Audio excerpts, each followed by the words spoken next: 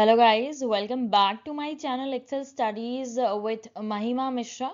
आज के वीडियो में हम एमपी सेट जो आपका जर्नल पेपर होता है, पेपर 1, उसके यूनिट 1 to 5 की पूरी थ्योरी डिस्कस करने वाले हैं। जैसा कि आप सभी जानते हैं, एमपी सेट का एग्ज़ाम जो अभी होने वाला था वो पोस्टपोन होके मार्च में शिफ्ट हो गया है। तो आपके एग्ज़ाम में लगभग देखा जाए तो 1 महीना ही रह गया है।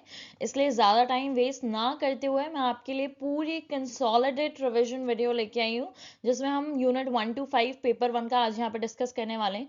चैनल को सब्सक्राइब ज़रूर करिएगा अगले पार्ट को देखने के लिए। Please press the bell icon so that आप जो है अपडेटेड रहें, आपको सारे नोटिफिकेशंस जो हैं मिल पाएँ। ठीक है, तो शुरू करते हैं। जो हमारा पहला टॉपिक है आज का, चलिए शुरू करेंगे। जो हमारा सबसे पहला यूनिट है टीचिंग एप्टीट्यूड से। This slide explains the concept of teaching. Teaching एक सिस्टमैटिक और प्लान प्रोसेस है जिसमें टीचर लर्नर को नॉलेज, स्किल्स, एटीट्यूड और वैल्यू डेवलप करने में हेल्प करता है, राइट? तो टीचिंग एक इंटरैक्टिव प्रोसेस है क्योंकि इसमें टीचर्स, लर्नर, कंटेंट और इन्वायरमेंट, ये सारी चीज़ें जो हैं वो इन्वॉल्व होती हैं और इम्पॉर्टेंट रोल प्ले करती हैं। ठीक है, अब एग्जाम के पॉइंट ऑफ व्यू से टीचिंग का एम सिर्फ इंफॉर्मेशन देना नहीं होता, बल्कि लर्नर के बिहेवियर में डिजायरेबल चेंज लाना होता है। इसलिए टीचिंग को गाइडेंस और फैसिलिटेशन ऑफ लर्निंग भी कहा जाता है। ठीक है, और यही लिखा हुआ है आपके गिवन डेफिनेशन में, which you can definitely read out yourself. अब बात कर लेते हैं नेचर ऑफ टीचिंग की। तो ये गोल ओरिएंटेड होता है, मतलब आप किसी ना किसी गोल के टुवर्ड्स काम कर रहे होते हैं। Again it's a continuous process. Learning and teaching is not only limited to just classroom and your academic education, but beyond that also learning exists. आप हर छोटी चीज से जो है कुछ ना कुछ learning absorb करते हैं, and hence it is a continuous process, interactive और communicative process होती है ये। क्यों? क्योंकि अगर मैं एज एन एजुकेटर आपको पढ़ा रही हूँ तो आप एज अ स्टूडेंट इस पूरे इंफॉर्मेशन को रिसीव कर रहे हैं। ठीक है, अगर आपको कोई डाउट होगा तो you'll end up commenting below, तो उससे हमारा एक कम्युनिकेशन बिल्ड होगा, hence creating an interaction and communication between both of us, right?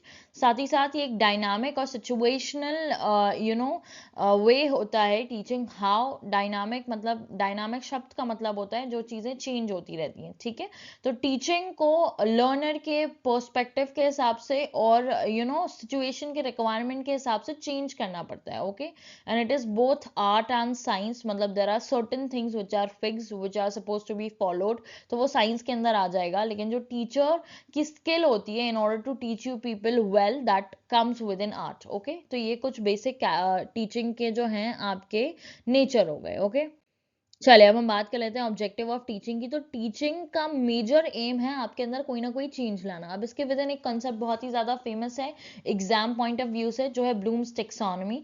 तो ब्लूम्स टेक्सोनॉमी के अंदर उन्होंने कुछ हमको डोमेन्स दिए थे, जिसके विद इन जो है टीचिंग से या किसी के लाइफ स्टाइल में, लर्निंग से बिहेवियर पे कोई ना कोई चेंज आता है। ठीक है, तो सबसे पहली स्टेज होती है कॉग्निटिव डोमेन की। ठीक है, तो कॉग्निटिव डोमेन जो है वो बेसिकली आपको कोई ना कोई लर्निंग रिलेटेड प्रोसेस के चीज़ों को समझाता है। जैसे कि पहले आप कुछ भी चीज़ करेंगे तो उसके बारे में नॉलेज गेन करेंगे। ठीक है, फिर आप उसको समझने की कोशिश करेंगे, जो आपने नॉलेज समझ लिया आप उसको अप्लाई करेंगे, उसका एनालिसिस करेंगे, सिंथेसिस करेंगे और लास्टली इवैल्यूएशन करेंगे। तो ये सारे प्रोसेस जो हैं ये आपके ब्रेन के प्रोसेस होते हैं, जो आपके कॉग्निटिव डोमेन के अंदर आ जाते हैं। फिर आपका अफेक्टिव डोमेन जो आपके हार्ट के अंदर आते हैं, मतलब आपका एटीट्यूड क्या बनेगा कोई चीज़ देख सीख के, फिर आपके अंदर क्या वैल्यूज आएंगी, आपको किस चीज़ में इंटरेस्ट होगा, आप किस चीज़ से मोटिवेटेड होंगे। ठीक है, तो ये सारी चीज़ें आपकी हार्ट के फीलिंग्स या इमोशन से रिलेटेड हैं, तो इसको हम अफेक्टिव डोमेन बोलते हैं। ठीक है, और लास्टली आपका साइकोमोटर डोमेन, जहाँ पे आपकी skills, coordination, physical activities develop होती हैं, तो उसको हैंड डोमेन हम जो है बोलते हैं in order to understand. Basically आपका hand eye coordination, body movement, और आप जो भी चीज़ें सीखते हैं, जैसे आपने ड्राइविंग सीख ली, that is also a part of learning, right? तो ये आपका साइकोमोटर डोमेन के अंदर आ जाएगा। ओके, तो ये ब्लूम्स टेक्सोनॉमी में 3 डिफरेंट, जहाँ पे वो हेड, हार्ट और हैंड की बात करते हैं। तो cognitive domain is your head, affective domain is your heart and psychomotor domain is your hand. ठीक है, अब जो ब्रॉड ऑब्जेक्टिव होता है टीचिंग का वो ये है कि क्रिटिकल थिंकिंग को डेवलप करना, किसी भी इंसान की पर्सनालिटी डेवलपमेंट करना, सोशल और मोरल डेवलपमेंट से किसी को इंट्रोड्यूस कराना, प्रिपरेशन करना उनकी आगे की लाइफ या प्रोफेशन के लिए। जैसे आज आप जो है मेरी क्लास में पढ़ रहे हैं, तो you are preparing to clear your examination, right, जिससे कि आप अपने आगे के प्रोफेशन में बेहतर कर पाएँ, ठीक है। और आखिरी में आ जाएगा आपका प्रमोशन ऑफ इंडिपेंडेंट लर्निंग, ठीक है।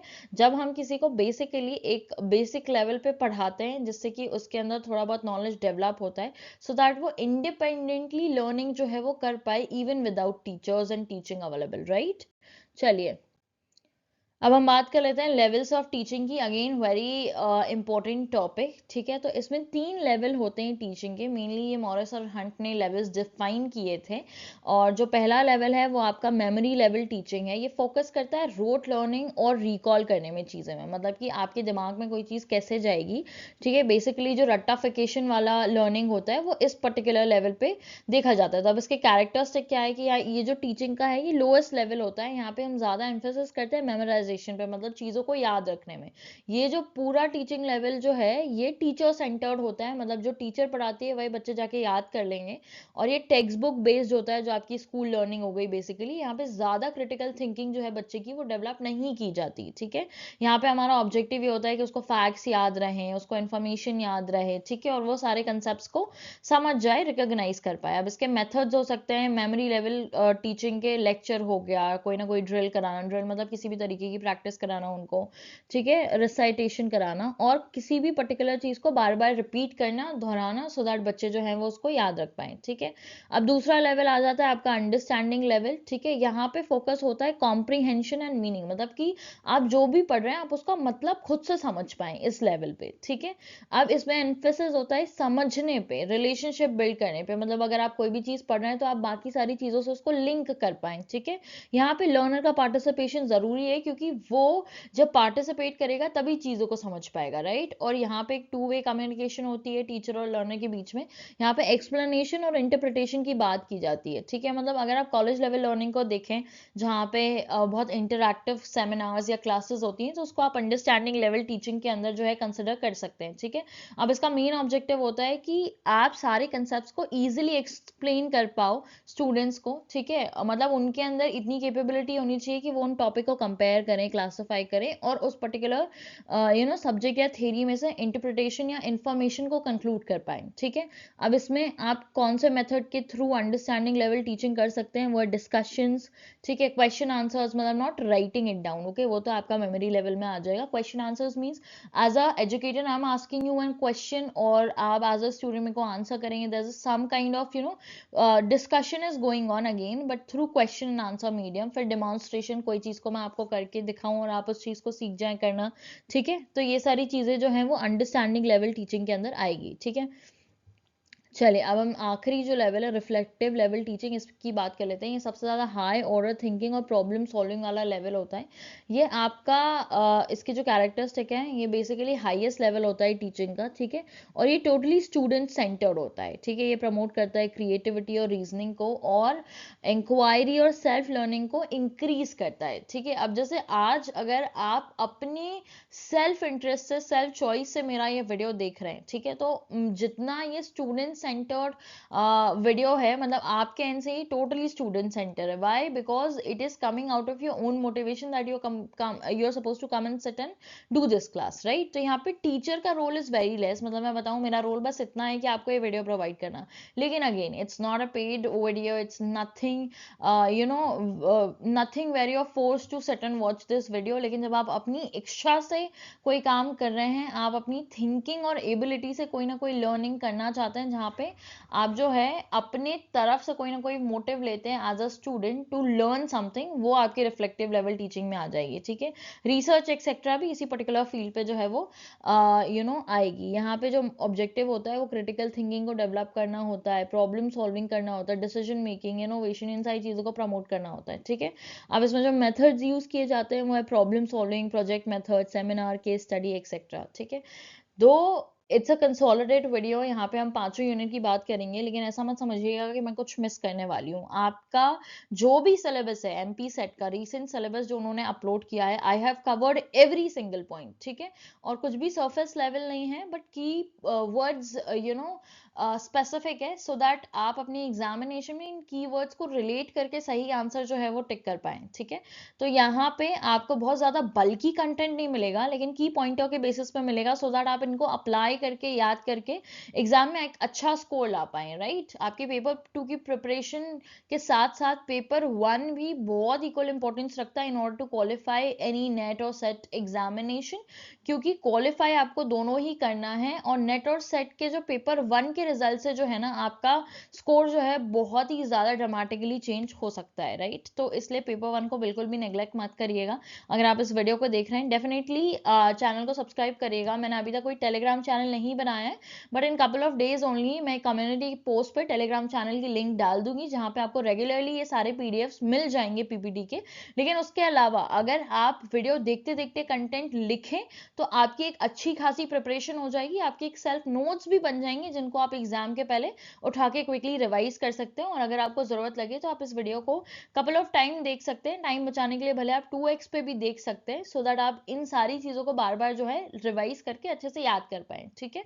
तो आई होप आपको अभी तक ये सारी चीजें समझ में आ रही होंगी, and I promise that I'm gonna cover every single unit from your syllabus, like every single topic within each unit as well, okay। तो यहाँ पे कुछ भी मिस नहीं होने वाला है। अगेन आपको कोई भी डाउट हो, कोई भी डिफिकल्टी हो, please feel free to comment down below, I definitely try to resolve it as soon as possible, right. अब बात कर लेते हैं कैरेक्टरिस्टिक की, कि एक अच्छी टीचिंग के लिए क्या कैरेक्टरिस्टिक होते हैं। तो जब भी कोई टीचर कुछ पढ़ाता है, तो उसके पास पढ़ाने के लिए एक वेल प्लान्ड एक समरी होनी चाहिए कि उनको क्या करना है, विथ क्लियर ऑब्जेक्टिव्स, ठीक है। और आपको जो भी टीचिंग करनी है वो लर्नर सेंटर्ड होनी चाहिए, ना कि टीचर डोमिनेट करे उस टीचिंग को। मतलब कि कुछ आपकी जो टीचिंग है वो उस तरीके की होनी चाहिए जिसमें लर्नर्स का फायदा हो, उनके हिसाब से, उनके पर्सपेक्टिव से आपको पढ़ाना चाहिए, ठीक है। It has to be interactive and participative, motivational, encouraging curiosity, flexible. Flexible मतलब कि आप लर्नर की नीड के अकॉर्डिंग जो है वो अडाप्ट कर लें। मतलब कि जैसे फॉर एग्जांपल मैं आपसे सजेशन मांग रही हूँ कि आपको अगला वीडियो किस पर्टिकुलर टॉपिक पे चाहिए, या आप क्या चाहते हो कि मैं आपके लिए किस तरीके का कंटेंट लेके आऊँ। तो यहाँ पे मैं अपनी फ्लेक्सिबिलिटी रख रही हूँ, that I provide you with whatever you people feel like, okay, that is flexibility in teaching. Then evaluative, मतलब कि यहाँ पे हम फीडबैक और असेसमेंट के सिस्टम को इवॉल्व करें, सो दैट हम असेस कर पाएं कि आपने जो भी पढ़ाया है वो रेलेवेंट है या नहीं है, ठीक है। बच्चों को वो चीज समझ में आई या नहीं आई, ठीक है। अब कुछ बेसिक रिक्वायरमेंट होती है टीचर की, तो पहला है टीचर, ठीक है। अब एज अ टीचर आपके अंदर सब्जेक्ट मास्टरी होनी चाहिए, पीडागोगिकल नॉलेज, ठीक है। पीडागोगिकल नॉलेज बेसिकली आपको स्ट्रक्चर्स और प्रोसीजर्स, मेथड से इंट्रोड्यूस कराता है in what manner you are suppose to take the classes, right. फिर आपके अंदर एक अच्छी कम्युनिकेशन स्किल्स होनी चाहिए। Lastly positive attitude and enthusiasm होना चाहिए in order to uplift the student from every perspective. अब बात कर लेते हैं लर्नर की। तो लर्नर की जो कैरेक्टरिस्टिक होनी चाहिए किसी भी चीज को सीखने के लिए, वो ये है कि वो कोई चीज सीखने के लिए तैयार होना चाहिए, रेडीनेस टू लर्न, राइट। फिर उसके अंदर मोटिवेशन होना चाहिए, उसके पास थोड़ी बहुत प्रायर नॉलेज होनी चाहिए, और एक्टिव इन्वॉल्वमेंट। जैसे अगर मैं आपको अभी पढ़ा रही हूँ और आप वीडियो तो देख रहे हो, लेकिन you are not very focused, या आप एक्टिवली नहीं सुन रहे हैं, ठीक है, तो माइंडफुली बैठ के वीडियो नहीं देख रहे हैं, तो आप शायद ये पर्टिकुलर चीजें जो हैं वो याद ना रख पाए, ठीक है। इसलिए आपका भी एक्टिव इन्वॉल्वमेंट बहुत जरूरी होता है in order to learn anything. फिर बात कर लेते हैं कंटेंट की। अब कंटेंट जो है वो लर्नर की नीड के हिसाब से रेलेवेंट होना चाहिए, वेल ऑर्गेनाइज होना चाहिए, अपडेटेड और एक्यूरेट होना चाहिए, सो दैट आप तक सही इन्फॉर्मेशन पहुंच पाए। एंड एज अ एजुकेटर मेरी ये रिस्पॉन्सिबिलिटी बनती है कि मैं आपको ये पूरे की पॉइंटर्स के विद जो चीजें लिखी हैं उस हिसाब से कंटेंट प्रोवाइड करूं, सो दैट आपका टाइम, एनर्जी, सब कुछ बचे, एट द सेम टाइम ये आपके लिए काफी यूजफुल रहे। लास्टली इन्वायरमेंट, मतलब आप फिजिकली कंफर्टेबल हैं पढ़ाई करने में या नहीं है, साइकोलॉजिकली आप सपोर्टिव हैं पढ़ने लिखने की पूरी चीजों से, और लास्टली सोशली इंटरैक्टिव। तो आप देखिए, फिजिकली कंफर्टेबल मतलब you are not sick, you are not feeling tired, you are not lazy, अगर ऐसा कुछ होगा तो चीजें आपके दिमाग में नहीं जाएंगी, ठीक है। साइकोलॉजिकली मतलब आप वीडियो तो देख रहे हैं, लेकिन दिमाग में कुछ और ही चल रहा है, शायद कोई मूवी का स्टोरी चल रहा है, तो that that is not a very ideal situation, तो वहाँ पे प्रॉब्लम हो सकती है। सोशली इंटरैक्टिव मतलब कि आपका जो सोशल एनवायरनमेंट है, आसपास का वातावरण है एक्सटर्नल, वो सूटेबल होना चाहिए सो दैट आप पढ़ाई अच्छे से कर पाएं। ठीक है, ये चारों बेसिक रिक्वायरमेंट्स होते हैं टीचर, लर्नर, कंटेंट और एनवायरनमेंट के विद इन एक प्रॉपर टीचिंग लर्निंग बिहेवियर को स्टेब्लिश करने के लिए।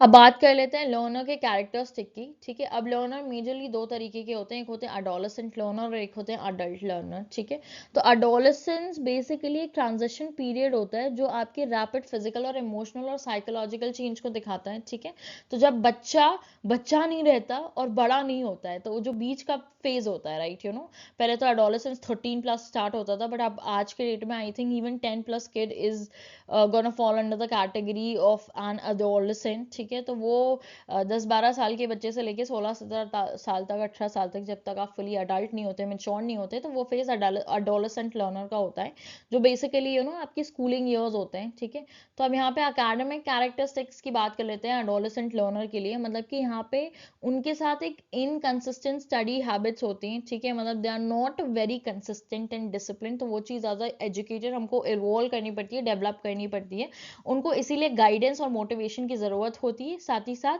उनके अंदर इंटरेस्ट जो है वो इस फेज में डेवलप हो रहा होता है। ठीक है, तो हमको वो ऑल टुगेदर अपलिफ्ट करना होता है। ठीक है, अब ये मैं ज़्यादातर टीचर पॉइंट ऑफ व्यू से आपको इसलिए पढ़ा रही हूँ बिकॉज जो एग्ज़ाम आप देने जा रहे हैं उसमें you are aspiring to be an assistant professor, तो like probably after this exam or whenever, or you gonna be stepping into our shoes, becoming a teacher or professor, coming into this particular journey, तो आपको teacher के perspective से ही सब कुछ पढ़ना है। आपको ये सब सिखाया जा रहा है कि हर पर्टिकुलर फील्ड, या फिर जब मैं प्रिपेयर करी थी तो I was like why we are reading this, why we are learning this, but जब आप एक्चुअली पढ़ोगे तो basically they are preparing you how to handle people, how to handle age groups, how to handle scenario, how can you do best, etc. through all these units, right?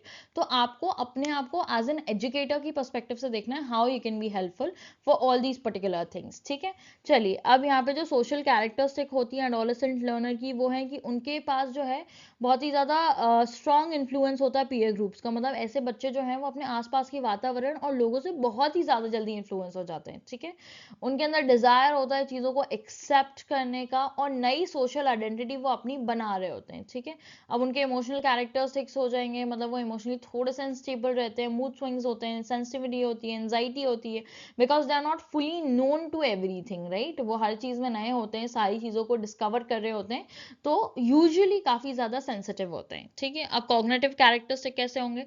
अभी उनकी abstract thinking पूरी तरीके से बनी नहीं है। ठीक है, आप अपना अगर प्रीवियस टाइम इमेजिन करेंगे या सोचने की कोशिश करेंगे तो you might have done lot of things which are very foolish for you right now, and हम सबके साथ ऐसा हुआ होगा। अब रीजन बीइंग कि तब तक हमारी एब्स्ट्रैक्ट और रैशनल थिंकिंग इतनी ज़्यादा डेवलप नहीं हुई थी, we were still in making, right?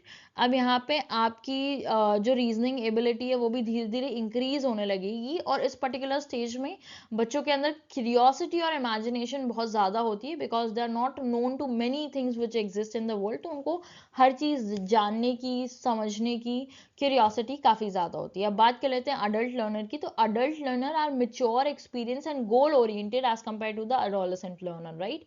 अब यहाँ पे उनके अकेडमिक कैरेक्टरिस्टिक ये हो गए कि वो सेल्फ डायरेक्टेड लर्निंग करते हैं। मतलब अब आज के डेट में मुझे जिस पर्टिकुलर चीज़ में इंटरेस्ट आएगा मैं वो करूँगी, और उसके लिए मैं अपने ब्रेन को और अपने आप को खुद ही जो है उस पर्टिकुलर चीज़ करने के लिए जो है असाइन करूंगी अपने आप को, या उस पर्टिकुलर चीज़ करने का गोल बनाऊंगी। तो ये सेल्फ डायरेक्टेड लर्निंग हो गई, जहाँ पे मैं अपनी लर्निंग को खुद ही वॉलेंटियर करूँ। ठीक है, फिर उसके बाद प्रैक्टिकल और एक्सपीरियंस बेस्ड लर्निंग पे एज एन अडल्ट आप ज़्यादा फोकस करेंगे, और आपके लर्निंग गोल्स भी जो है वो क्लियर होंगे। अब इनकी सोशल कैरेक्टरिस्टिक के बारे में बात कर ले तो रिस्पॉन्सिबल और कोऑपरेटिव होते हैं adult. Obviously it's very easier to teach university kids and student as compared to smaller ones, right? फिर यहाँ पे पीयर प्रेशर बहुत लो होता है लोगों के ऊपर, मतलब बाय दिस टाइम लोग मैच्योर हो जाते हैं और वो जो है सोसाइटी के नॉर्म्स वगैरह इजीली एक्सेप्ट कर लेते हैं। यहाँ पे सोशल मेच्योरिटी डेवलप हो जाती है। इमोशनल कैरेक्टरिस्टिक में they are more stable as compare to the adolescent learner. यहाँ पे सेल्फ कॉन्फिडेंस डेवलप होने लग जाता है लोगों के अंदर, और इंटरनल मोटिवेशन जो है वो भी आ जाता है। ठीक है, लास्टली कॉग्निटिव कैरेक्टरिस्टिक, मतलब यहाँ पे आपकी एनालिटिकल लॉजिकल थिंकिंग डेवलप हो चुकी होती है, प्रॉब्लम सेंटर्ड लर्निंग पे आप जो है मतलब बेसिकली आप किसी भी प्रॉब्लम का रूट कॉज ढूंढ के उसको सॉल्व करने की कोशिश करेंगे। एंड रिफ्लेक्टिव थिंकिंग मतलब कि अगर आपने स्टेटमेंट एक कोई पढ़ ली तो you will try to figure out all the ifs and buts about that particular thing. ठीक है, तो ये आपके अडल्ट लर्नर्स के कैरेक्टरिस्टिक्स वगैरह हो गए। ठीक है, चलिए अब हम बात कर लेते हैं इंडिविजुअल डिफरेंसेस की। तो हर इंसान जो है वो अलग अलग होता है। इतने करोड़ों लोग हैं इस दुनिया में, लेकिन फिर भी मतलब वो कहने की बात है कि we have 7 people similar in that, those are all theories and myths, but in general ठीक है हम सब अलग हैं। और इसी के साथ हमारी एबिलिटीज, इंटरेस्ट, एटीट्यूड और लर्निंग स्टाइल ये भी अलग होता है, राइट।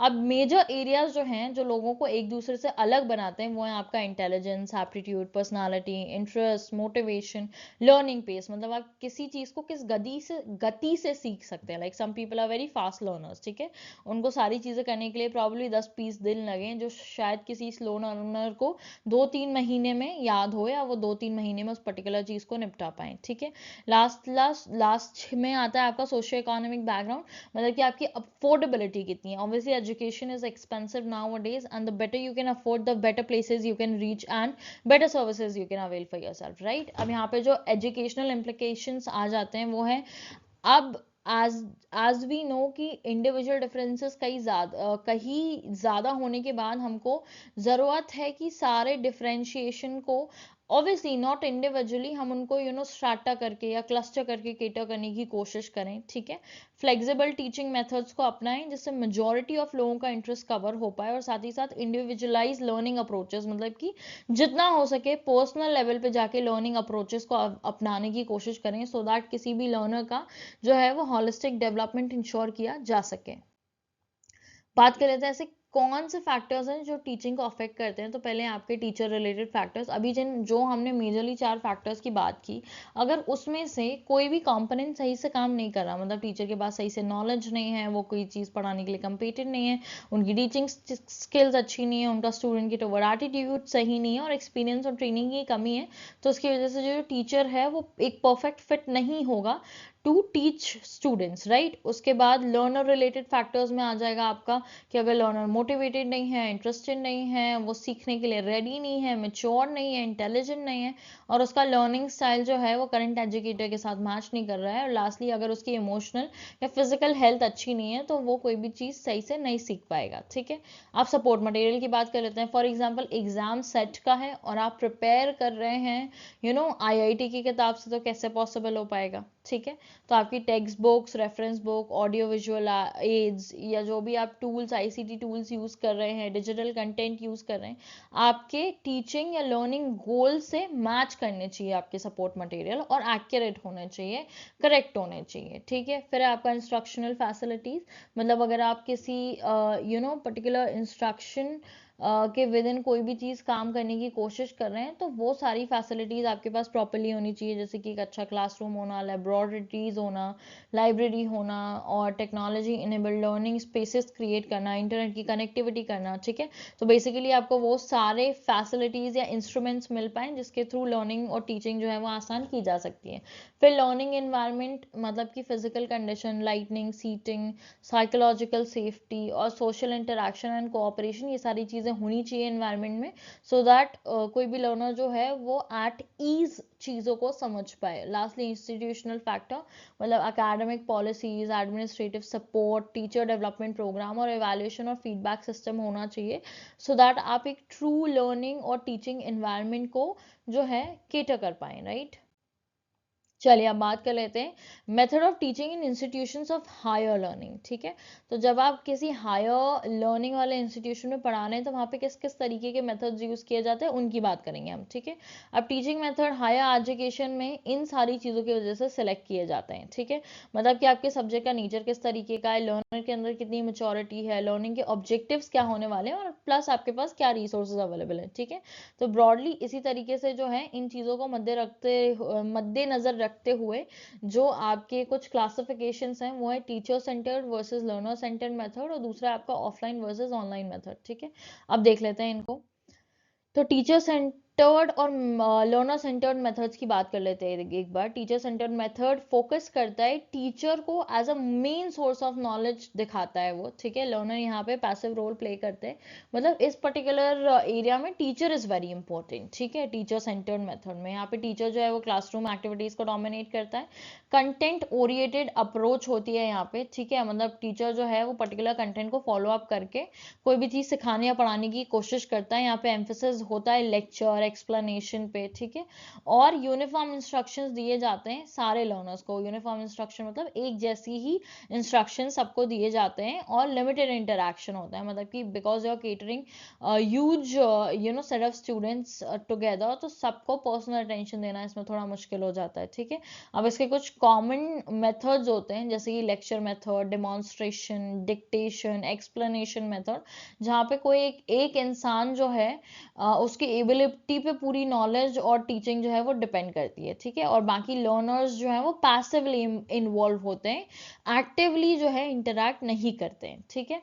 अब आ जाते हैं हम लर्नर सेंटर्ड मेथड पे। तो लर्नर सेंटर्ड मेथड जो है वो लर्नर को टीचिंग लर्निंग प्रोसेस में जो है एक एक्टिव रोल पे रखता है। यहाँ पे टीचर जो है वो सिर्फ फैसिलिटेटर और गाइड का रोल जो है यहाँ पे करता है, ठीक है। अब यहाँ पे जो कैरेक्टरिस्टिक है इस पर्टिकुलर मेथड के, वो है एक्टिव लर्नर पार्टिसिपेशन, मतलब लर्नर जो है वो एक्टिवली पार्टिसिपेट कर रहा है, लर्निंग के आउटकम्स पे फोकस कर रहा है, क्रिटिकल थिंकिंग को जो है यहाँ पे इंकरेज किया जा रहा है, इंडिविजुअल डिफरेंसेस को रिस्पेक्ट की जा रही है, और प्रमोट कर रहे हैं यहाँ पे सेल्फ लर्निंग को, ठीक है। यहाँ पे टीचर सिर्फ जो है वो आपका फैसिलिटेटर या गाइड की तरह होता है, ठीक है। अब इसमें कॉमन मेथड्स क्या है लर्नर सेंटर्ड के, वो देख लेते हैं। डिस्कशन मेथड हो गया, जैसे प्रॉब्लम सॉल्विंग हो गया, प्रोजेक्ट मेथड हो गया, case study, seminar, group work etcetera, ये सारे लर्नर सेंटर्ड मेथड अप्रोच के अंदर आते हैं, ठीक है।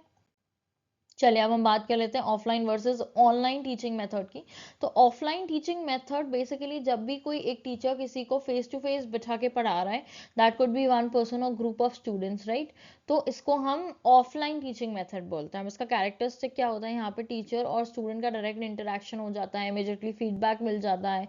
यहाँ पे एक फिक्स स्केड्यूल होता है कि रोज शाम को 6 बजे इतने बजे क्लास होगी या जो भी है, ठीक है। और ये ट्रेडिशनल क्लासरूम सेटिंग की तरह ही है एग्जैक्टली, ठीक है। अब यहाँ पे एग्जांपल्स हैं, क्लासरूम लेक्चर्स हो गए, ट्यूटोरियल्स हो गए, लेबोरेटरी वर्क हो गया और सेमिनार हो गया, ठीक है। बात कर लेते हैं ऑनलाइन टीचिंग मेथड की। तो ये वो सारी टीचिंग मेथड्स और टीचिंग ऑनलाइन टीचिंग बेसिकली बहुत सारी डिजिटल प्लेटफॉर्म को और इंटरनेट के बेसिस पे टेक्नोलॉजी को यूज करके कंटेंट डिलीवर करना लर्नर्स को, सो दैट वो कोई चीज सीख पाए या देख पाए with online medium, with use of online medium, उसको हम क्या बोलते हैं, ऑनलाइन टीचिंग मेथड। इसके कैरेक्टरिस्टिक हो जाएंगे कि ये टेक्नोलॉजी मीडिएटेड होती है, मतलब कि लर्नर और टीचर के बीच में टेक्नोलॉजी मीडिएट करती है, सो दैट कम्युनिकेशन जो है वो एक जगह से दूसरी जगह फ्लो कर पाए, ठीक है। अब जैसे यहाँ पे मैं टीचर हूँ और आप लर्नर हैं, तो यहाँ पे टेक्नोलॉजी मतलब कि यहाँ पे जो भी डिवाइसेस मैं यूज कर रही हूँ, आप यूज कर रहे हैं, ये लर्निंग और टीचिंग प्रोसीजर को मीडिएट कर रही है, ठीक है। अब यहाँ पे फ्लेक्सिबल लर्निंग स्केड्यूल हो सकता है, जैसे अभी literally is 2:30 AM and I am making this video for all of you, और आप में से कई सारे लोग, I don't know, you can watch this on whatever time you feel like whenever you're comfortable, ठीक है। So this is so much flexible than what you see in offline teaching method where you have to show up into a very rigid time every single day, ठीक है। Again ये self paced learning होती है, मतलब जितना मेरा involvement है उससे ज़्यादा आपका होगा in order to learn the things. And lastly wide accessibility, with this medium you can reach to a very wide number of students, right. अब इसके कुछ एग्जाम्पल हैं जो एग्जामिनेशन पॉइंट ऑफ व्यू से बहुत ही ज़्यादा इंपॉर्टेंट है। पहला है आपका स्वयं प्रभा, मूक्स और LMS प्लेटफॉर्म जैसे गूगल क्लासरूम हो गया आपका, ठीक है, मूडल हो गया, ये सारी चीज़ हो गई। ये अभी हम आगे डेप्थ में डिस्कस करने वाले हैं, तो देख लेते हैं। पहला है आपका स्वयं का फुल फॉर्म है study webs of active learning for young aspiring minds, ठीक है। इसका इनिशिएटिव गवर्नमेंट ऑफ इंडिया ने लिया था। इस पोर्टल के विदिन आपको फ्री ऑनलाइन कोर्सेज मिलते हैं, और ये है स्कूल और हायर एजुकेशन के लिए। यहाँ पे IITs, IIMs और सेंट्रल यूनिवर्सिटी यूनिवर्सिटी कोर्सेज को प्रिपेयर करते हैं, ठीक है।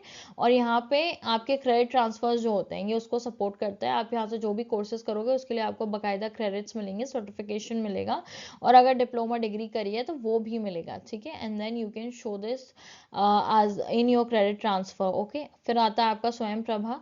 ये 24/7 DTH एजुकेशनल चैनल्स का ग्रुप है, ठीक है, जिसमें आई थिंक 40+ चैनल्स हैं जो लेक्चर के थ्रू, ट्यूटोरियल के थ्रू और स्किल बेस्ड प्रोग्राम के थ्रू आप तक जो है कंटेंट डिलीवर करते हैं, ठीक है। ये यूजफुल है बहुत ही ज़्यादा लो इंटरनेट कनेक्टिविटी वाले एरिया के लिए, जहाँ पे लोगों के पास कुछ भी नहीं है। लेकिन अब इतना ज़माना आगे बढ़ चुका है कि टीवी तो होगा ही लिटरली, ठीक है। If there is no internet, mobile phones etcetera, तो टीवी पे इन सारे चैनल के विदिन जो हैं आप लेक्चर्स वगैरह देख सकते हैं, ठीक है। फिर है आपका मूक is your basically open online courses, जहाँ पे लार्ज स्केल पार्टिसिपेशन जो है वो देखने के लिए मिल जाता है। This is basically massive open online courses etcetera, ठीक है। तो यहाँ पे फ्लेक्सिबल लर्निंग होती है, असेसमेंट और सर्टिफिकेशन अवेलेबल होते हैं। ये प्रमोट करते हैं लाइफ लॉन्ग लर्निंग्स को, ठीक है। जैसे गूगल कितने सारे प्रोग्राम सर्टिफिकेशन रन करता है, ये सारी चीज़ें मूक्स के अंदर आ जाएंगी, okay. I hope I am clear with this, ठीक है। अगर आप चाहें तो अभी तुरंत गूगल करके चेक करिएगा number of channels with in स्वयं प्रभा कितने हैं, और उसको मेरे को नीचे कमेंट करके बताइएगा। I want to know that you people are actively participating and watching the video clearly और नॉट, ठीक है। तो इसलिए प्लीज़ मुझे कमेंट करके बताइएगा। एंड ऑल्सो आप ये स्वयं प्रभा के जो ऑफिशियल वेबसाइट है वहाँ जाके सारे चैनल्स के नाम भी देख सकते हैं, और ये भी देख सकते हैं कि स्पेसिफिकली किस चैनल का कंटेंट कहाँ से आता है, और हर चैनल जो है वो पर्टिकुलर टॉपिक से रिलेटेड है, तो कौन सा चैनल किस लिए, ये आज आपका जो है इस पर्टिकुलर टॉपिक से होमवर्क है, ओके।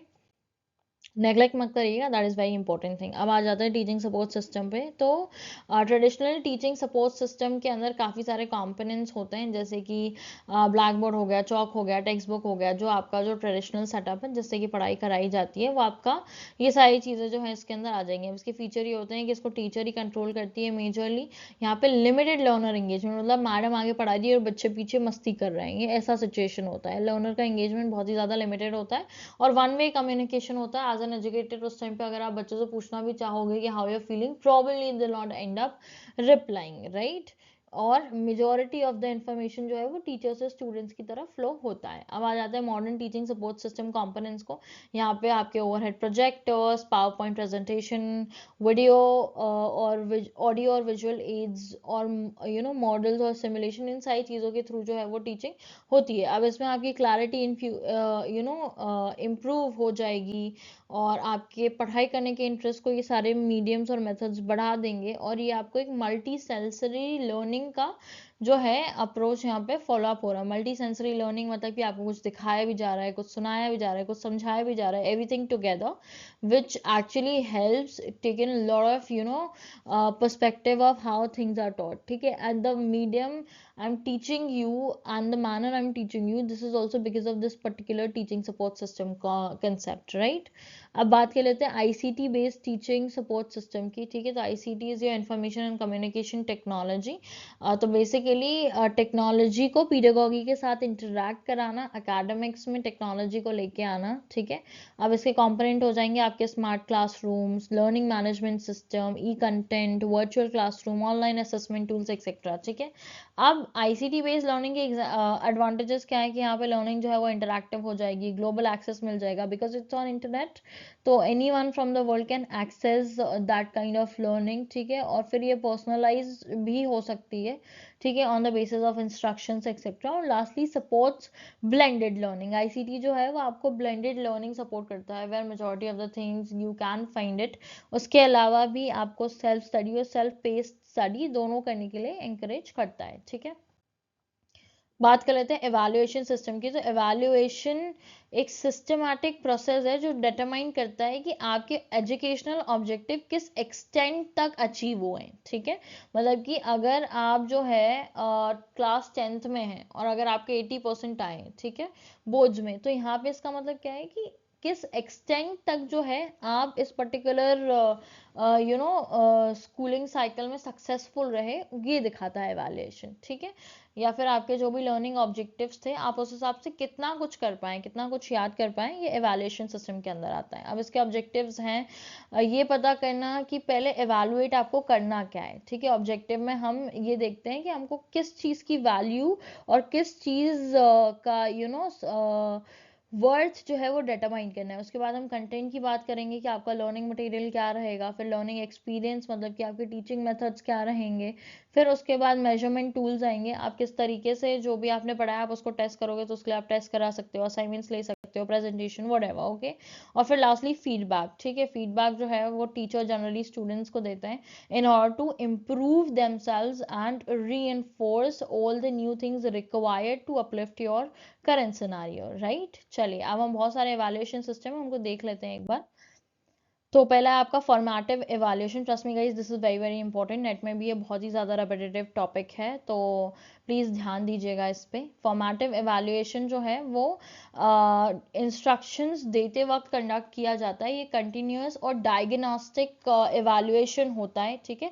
ये इंप्रूवमेंट लाने में हेल्प करता है, मतलब कि आपने थोड़ा कुछ पढ़ाया और आपने तुरंत या एक दो दिन में उस पर्टिकुलर टॉपिक की क्विज ले लिया, असाइनमेंट ले लिया, क्लास टेस्ट ले लिया, इसको हम क्या बोलते हैं, फॉर्मेटिव एवैल्यूएशन, ठीक है।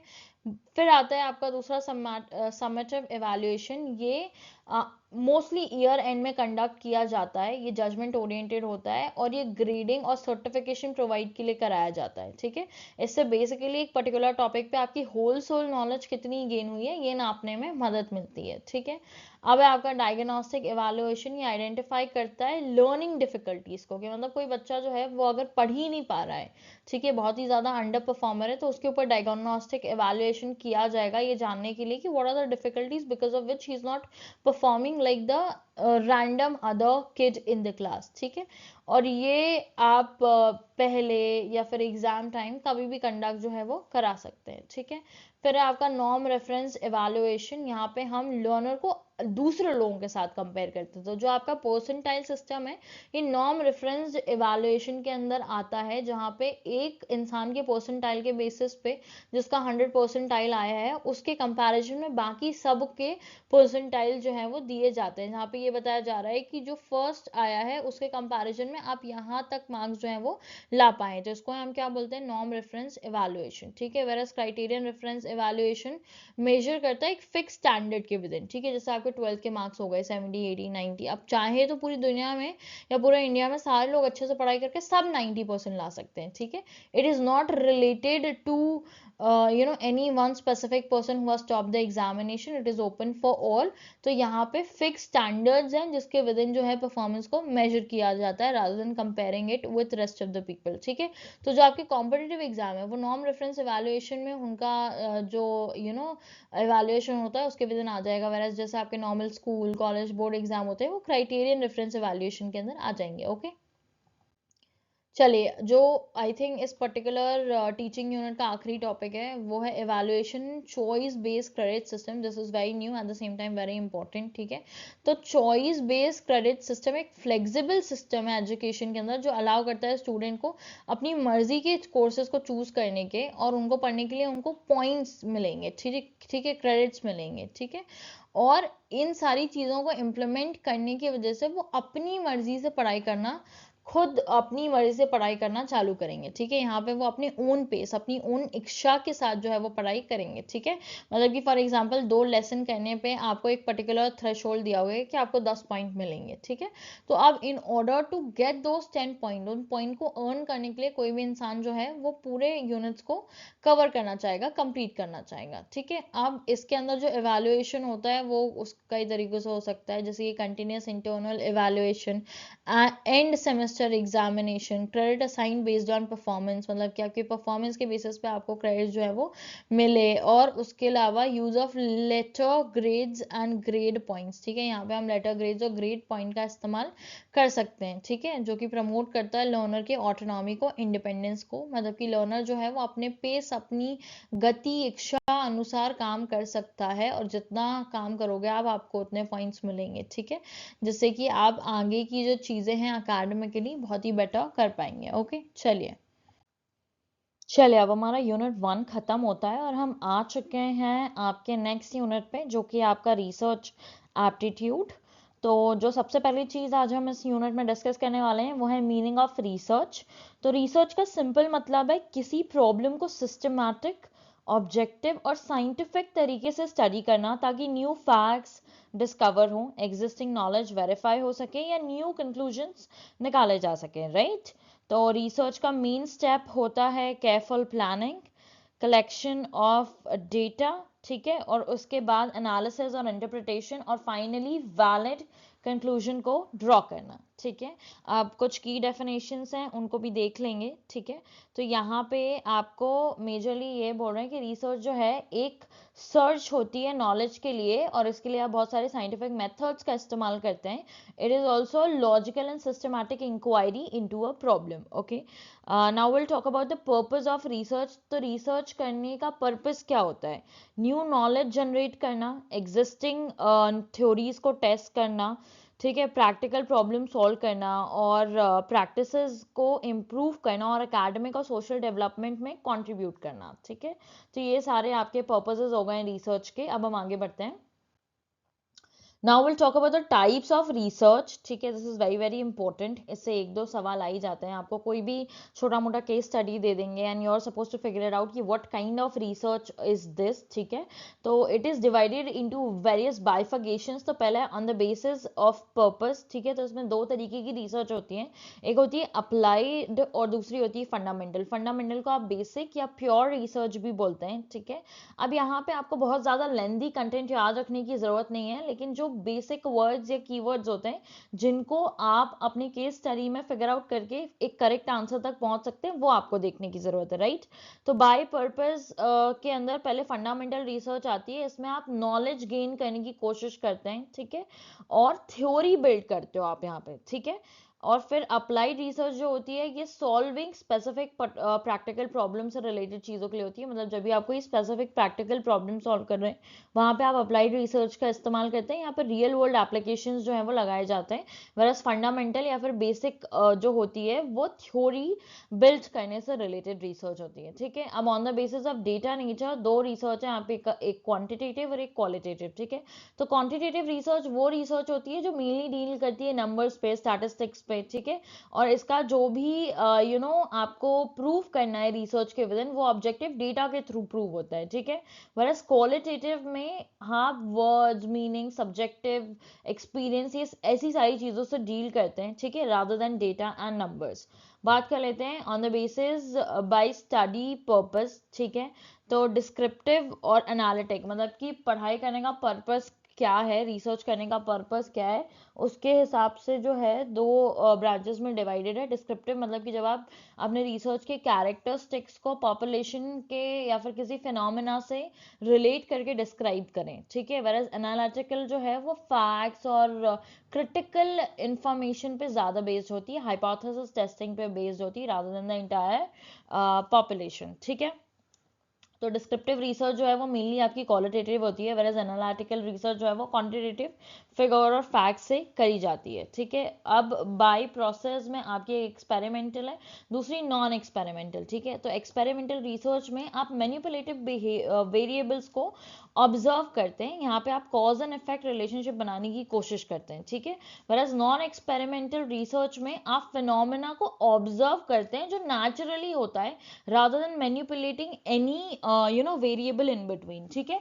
तो जो आप नेचुरल एक्सपीरियंस को अब्जॉर्ब करके कुछ रिसर्च करने की कोशिश करते हैं तो वो नॉन एक्सपेरिमेंटल होता है। एक्सपेरिमेंट में आप किसी ना किसी वेरिएबल को मैनिपुलेट करके उसका क्या रिजल्ट है इंडिपेंडेंट वेरिएबल पे ये चेक करने की कोशिश करते हैं, ठीक है।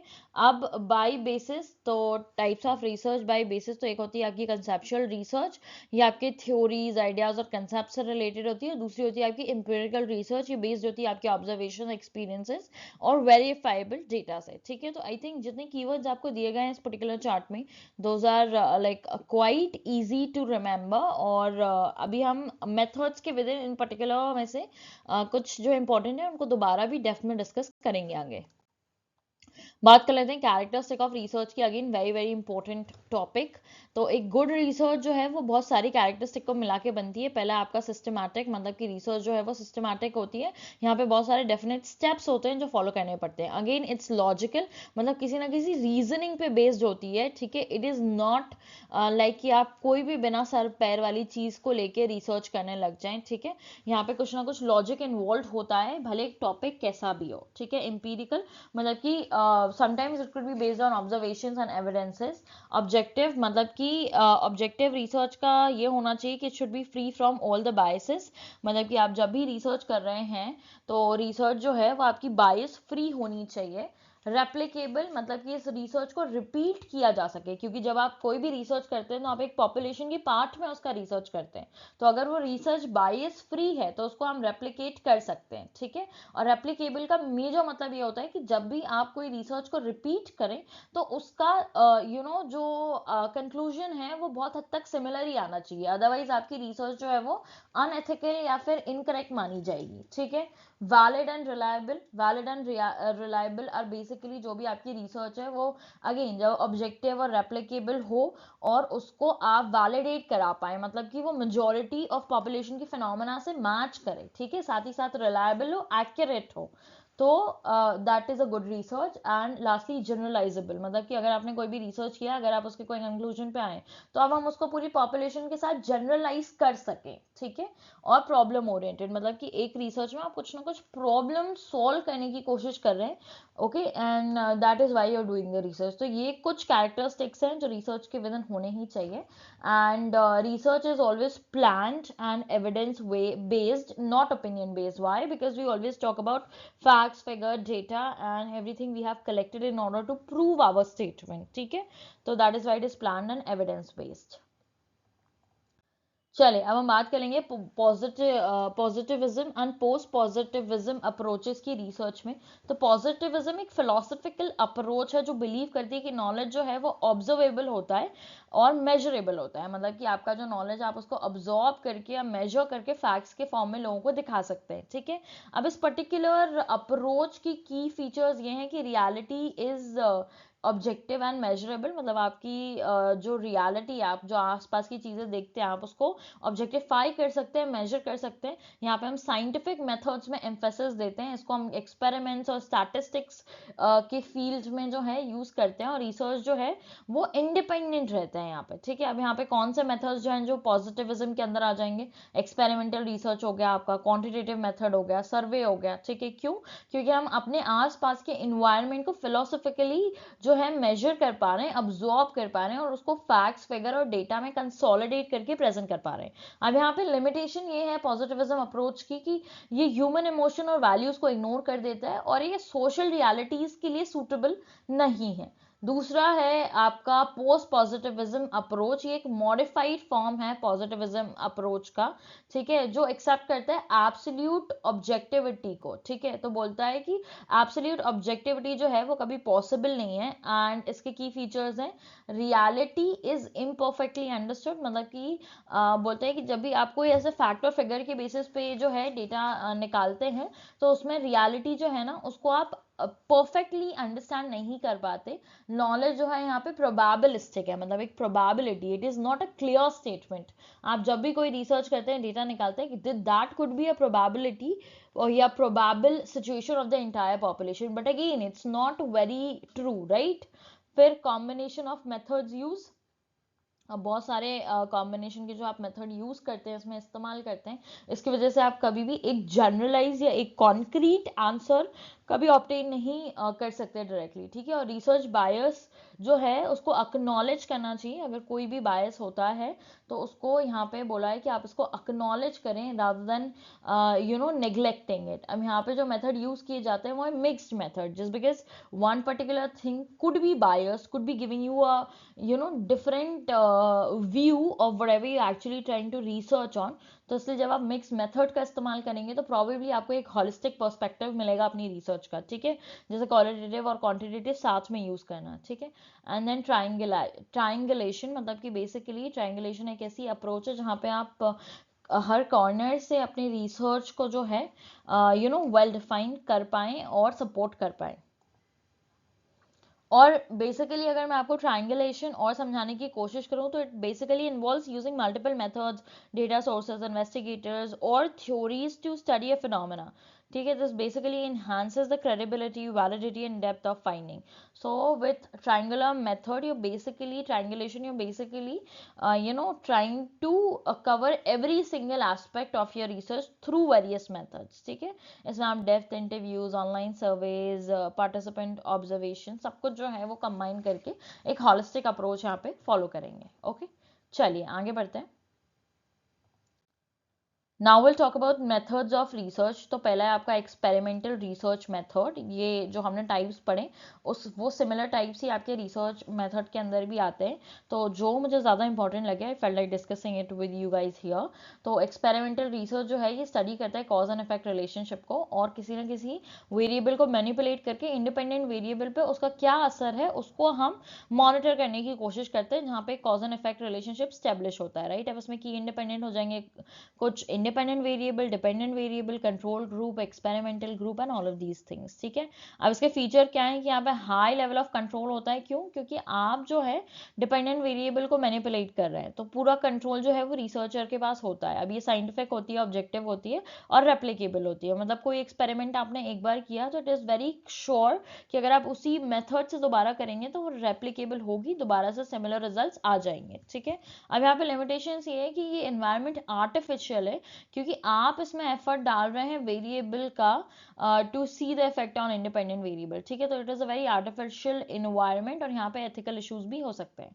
बात करें तो डिस्क्रिप्टिव रिसर्च मेथड की, तो ये डिस्क्राइब करता है एग्जिस्टिंग स्टेटस या फिर किसी फिनोमेना को. ठीक है, मतलब जो भी कोई एग्जिस्टिंग टॉपिक है या कोई फिनोमेना है उसको और फर्दर डिस्क्राइब करना ही आपकी डिस्क्रिप्टिव रिसर्च होती है. ठीक है, यहाँ पे कोई हम मैनिपुलेशन नहीं करते. ठीक है, अब इसके फीचर्स क्या है, ये नॉन एक्सपेरिमेंटल होती है, इसमें सर्वेज और ऑब्जर्वेशंस का इस्तेमाल किया जाता है ज़्यादा से ज़्यादा, और हम लार्ज सैंपल लेने की कोशिश करते हैं क्योंकि हम ज़्यादा से ज़्यादा थ्योरीज जो है वो बिल्डअप कर पाएँ. अब यहाँ पे जो टूल्स यूज होता है डिस्क्रिप्टिव रिसर्च मेथड के अंदर वो है questionnaire, interview, observation, schedules and everything. ठीक है, अब ऐसे भी सवाल आ सकते हैं कि what are the tools used within descriptive research method. ठीक है, questionnaire, interviews, anything like that, और फिर आपको कॉम्बिनेशन में आंसर देना पड़े या जो भी है. ठीक है, अब यहाँ पे एग्जाम टिप के लिए ये है कि descriptive research answers what exist. मतलब डिस्क्रिप्टिव रिसर्च में जो ऑलरेडी एग्जिस्टिंग चीज है हम हमेशा उसके बारे में ही इन डेप्थ बात करते हैं. Okay, thus nothing new has been found.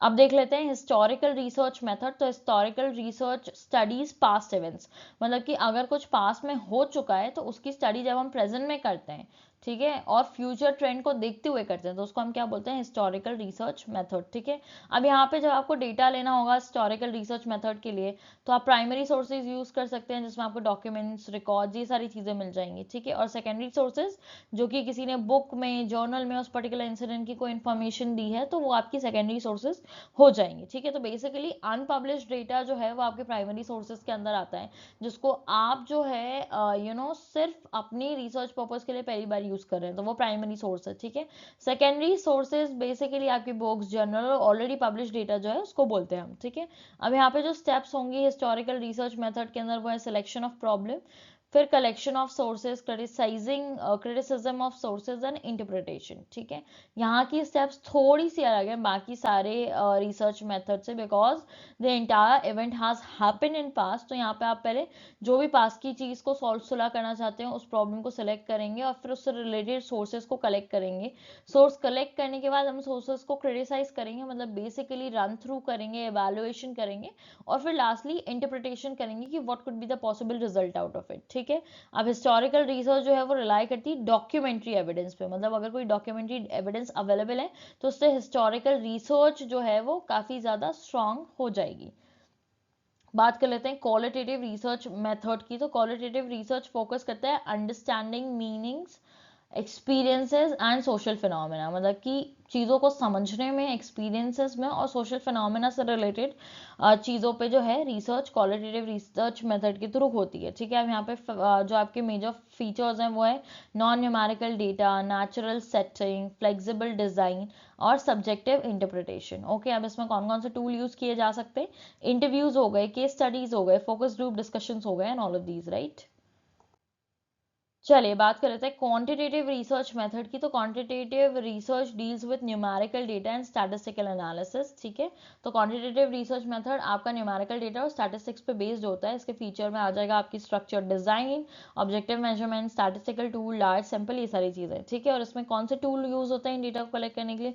Majorly आपके टेस्ट हो गए, स्केल्स हो गए, सर्वे हो गए, एक्सेट्रा। ओके, चलिए steps of research, very very very important, आपको क्रोनोलॉजी में दे देंगे और इससे आपके लाइक यू नो 2 नंबर तो पक्के पक्के हैं, मतलब एक क्वेश्चन तो इससे आ ही जाता है कहीं ना कहीं से।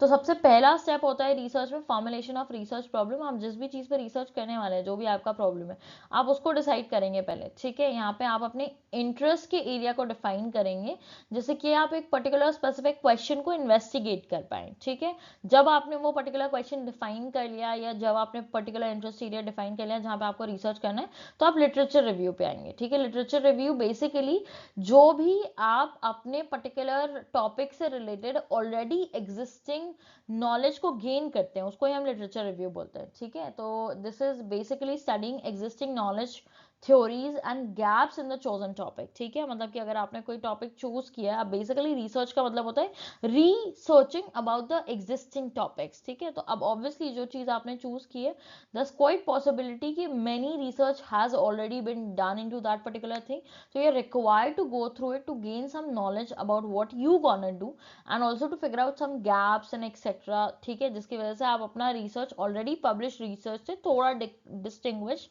कर पाए, ठीक है। अब आ जाते हैं फॉर्मुलेशन ऑफ हाइपोथेसिस पे। तो जब आपने लिटरेचर रिव्यू कर लिया तो आप हाइपोथेसिस बनाएंगे, ठीक है। तो एक बेसिकली हाइपोथेसिस जो है वो एक टेंटेटिव अजम्पशन होता है और प्रेडिक्शन होता है जिसको आप आगे चल के टेस्ट करना चाहते हैं, ठीक है। और ये बेसिकली आपके मेजर जो भी आपका मेजर रिसर्च प्रॉब्लम है ये उससे रिलेटेड ही होता है, ओके। फिर आपकी फोर्थ स्टेप है रिसर्च डिजाइन। रिसर्च डिजाइन में आप प्लान करते हैं ओवरऑल स्ट्रैटेजी को कि आपके रिसर्च का मेथड क्या होगा, सैम्पलिंग कैसे करेंगे आप, डेटा कलेक्शन टूल क्या होगा, all of these things are defined under research design, ठीक है। Then you have the fifth step which is your data collection, ठीक है। I'm so sorry, like few of the steps are merged here and there, but I think this is the correct order. 1, 2, 3, 4, 5 and then we have 6. Okay, तो जब आप research design बना लेंगे, आप data collect करेंगे, आप इंफॉर्मेशन गैदर कर सकते हैं ऑब्जर्वेशन से, इंटरव्यू से, सर्वे से, एक्सेट्रा, ठीक है। और जब आपके पास डेटा कलेक्ट हो जाएगा तो आप डेटा का एनालिसिस करेंगे, ठीक है। तो डेटा का एनालिसिस करने का मतलब है कि अब आपके पास डेटा जो है वो रॉ फॉर्म में, तो अब आप उसको प्रोसेस करेंगे, ऑर्गेनाइज करेंगे, इंटरप्रेट करेंगे, ठीक है। और कलेक्टेड डेटा को जो है वो स्टैटिस्टिकली या थीमेटिकली प्रेजेंट करने की कोशिश करेंगे, ठीक है। अब उसके बाद आपके अवेलेबल डेटा के साथ हम हाइपोथेसिस की टेस्टिंग करेंगे। हम डिटरमाइन करेंगे कि डेटा जो है वो आपकी हाइपोथेसिस को, मतलब कि आपका टेंटेटिव जो अजम्पशन था उसको सपोर्ट करता है या नहीं, ठीक है। तो यहाँ पे आप हाइपोथेसिस टेस्टिंग करेंगे स्टेप नंबर 7 में। And then step 8 is generalising and interpretation, मतलब कि आपके जो भी कंक्लूजन्स निकले और फाइंडिंग्स जो हैं आप अपनी तरफ से सजेस्ट करना चाहते हैं इस पर्टिकुलर टॉपिक के लिए, उसको ब्रॉडर कॉन्टेक्स्ट में एक्सप्लेन करेंगे और अप्लाई करेंगे, ठीक है। और आप आखिर में रिपोर्ट राइटिंग करेंगे जहां पे आप इंटायर रिसर्च प्रोसेस, फाइंडिंग और कंक्लूजन को फॉर्मली प्रेजेंट करेंगे, ठीक है। So this is basically your steps of research, ठीक है, जो हर जगह आपको काइंड ऑफ सिमिलर ही मिल जाएगी। इनके अंदर के keywords are also important so that you can remember their link well. चलिए now will talk about thesis and article writing, ठीक है। तो थीसिस एक सिस्टमैटिक रिटन रिपोर्ट होती है ओरिजिनल रिसर्च वर्क की, जिसको सबमिट किया जाता है एक एकेडमिक डिग्री के लिए, ठीक है। तो जब भी आपको कोई रिसर्च से रिलेटेड एकेडमिक डिग्री चाहिए तो आप उसके लिए थीसिस सबमिट करते हैं। जैसे कि आपका पीएचडी वर्क हो गया, पहले एमफिल भी होता था but I don't think so it is continuing any further.